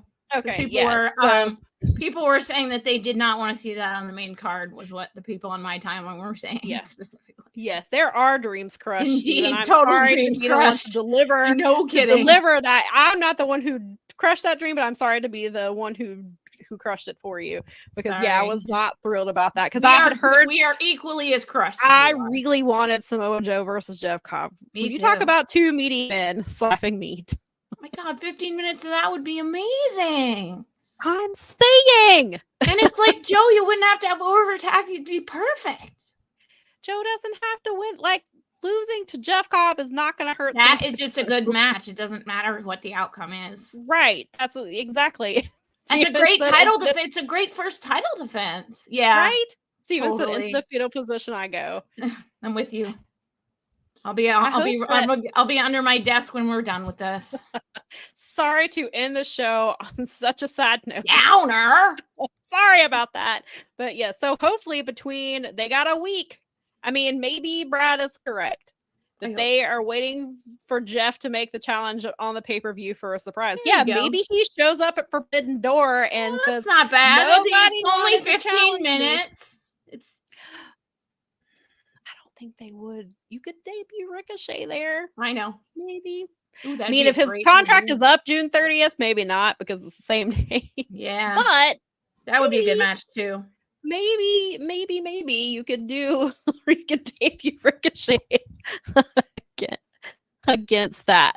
But still, yeah, maybe that's the theory. Is Jeff Cobb goes out there and says, I issued a challenge. You all ignored me. Not one of you stepped to me. You're all afraid of me. I guess I'm just gonna go home. And then, by God, that's Ricochet's music. Or hopefully somebody worthy of Jeff Jarrett. Of Jeff Cobb. God, why do I keep saying that? I know it's because we talked about Jarrett forever, but yes, Jeffs. Too much time. Well, we know it won't be Jeff Hardy, so that's one less Jeff that it will be.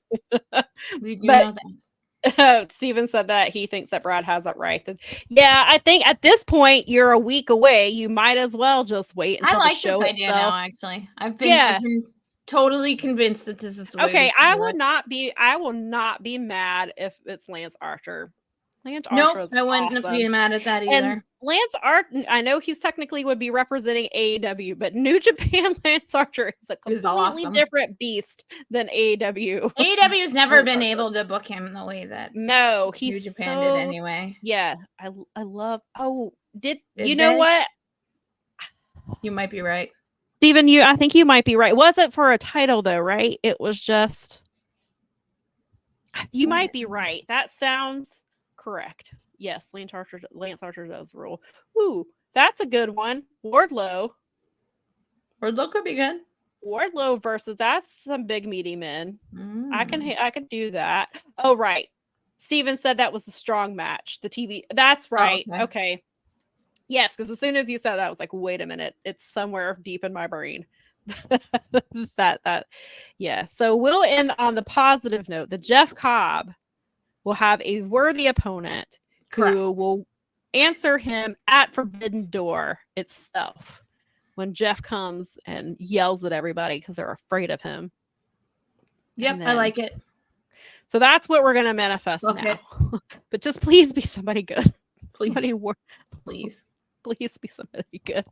A really long time. Nikki asked when Powerhouse comes back. I think he's out is it 6 to 8 months? Or is it? I think he messed up his entire knee, and those are usually. But he's already working out. He's been posting videos. He's already working on it, so he could be. I don't think he's gonna Super Cena it, but he could be back. He could be back sooner than we think. But I don't know that I expect to see him back before the end of the year. But I could be wrong. Maybe it's one of the later shows. Maybe he comes back at World's End or something. But yeah. I think he's out of the picture for a while, but God, Powerhouse versus Jeff Cobb would be awesome. That would be a good match. When Powerhouse returns and he is healthy, find a way for us to, even if there's no title on the line and it's just big meaty men, I would like to see Powerhouse Hobbs and Jeff Cobb in a match together. Agreed. If you were listening, Tony Khan. Or if somebody is listening who can get that to Dave Meltzer, who can then get that to Tony. Well, they're paid, so yes. I don't know why he needs more money from me, Tony Khan's fan. Facts. Anywho, but yeah, so we'll be back here next week, maybe guessing more partners for Jeff Cobb. Maybe Sammy Guevara comes back and gets murdered by Jeff Cobb. There you go. This could be good. That's payback. That's what you get. That's some payback. As you get murdered by Jeff Cobb, you take a tour of the islands in 5 minutes. Can't even make it 15. Thank you. But yes, so we will be here next week to talk about that, and hopefully nothing. I'm not even going to say it. Don't do it. Planning to talk about Forbidden Door. We are talking about good, fun wrestling things next week. Dang it, and possibly whatever Mel is teasing. If we've got details, I will be talking about it. I need to talk about it, but it's just not today. Okay. if we have to save it for before the pre-show stuff, we can do that. Brad said he won't be around next week for the pre-show because somebody is going to be hashtag at Forbidden Door. Oh, have a hashtag great time. But he still should be back next week. Well, we will love to hear about your experience. Like we definitely want to hear about it. Boo, but yay. I think it's pretty accurate. But yes, so we'll see you guys next week, and thanks for hanging out with us. Thanks. Have a good week, everyone.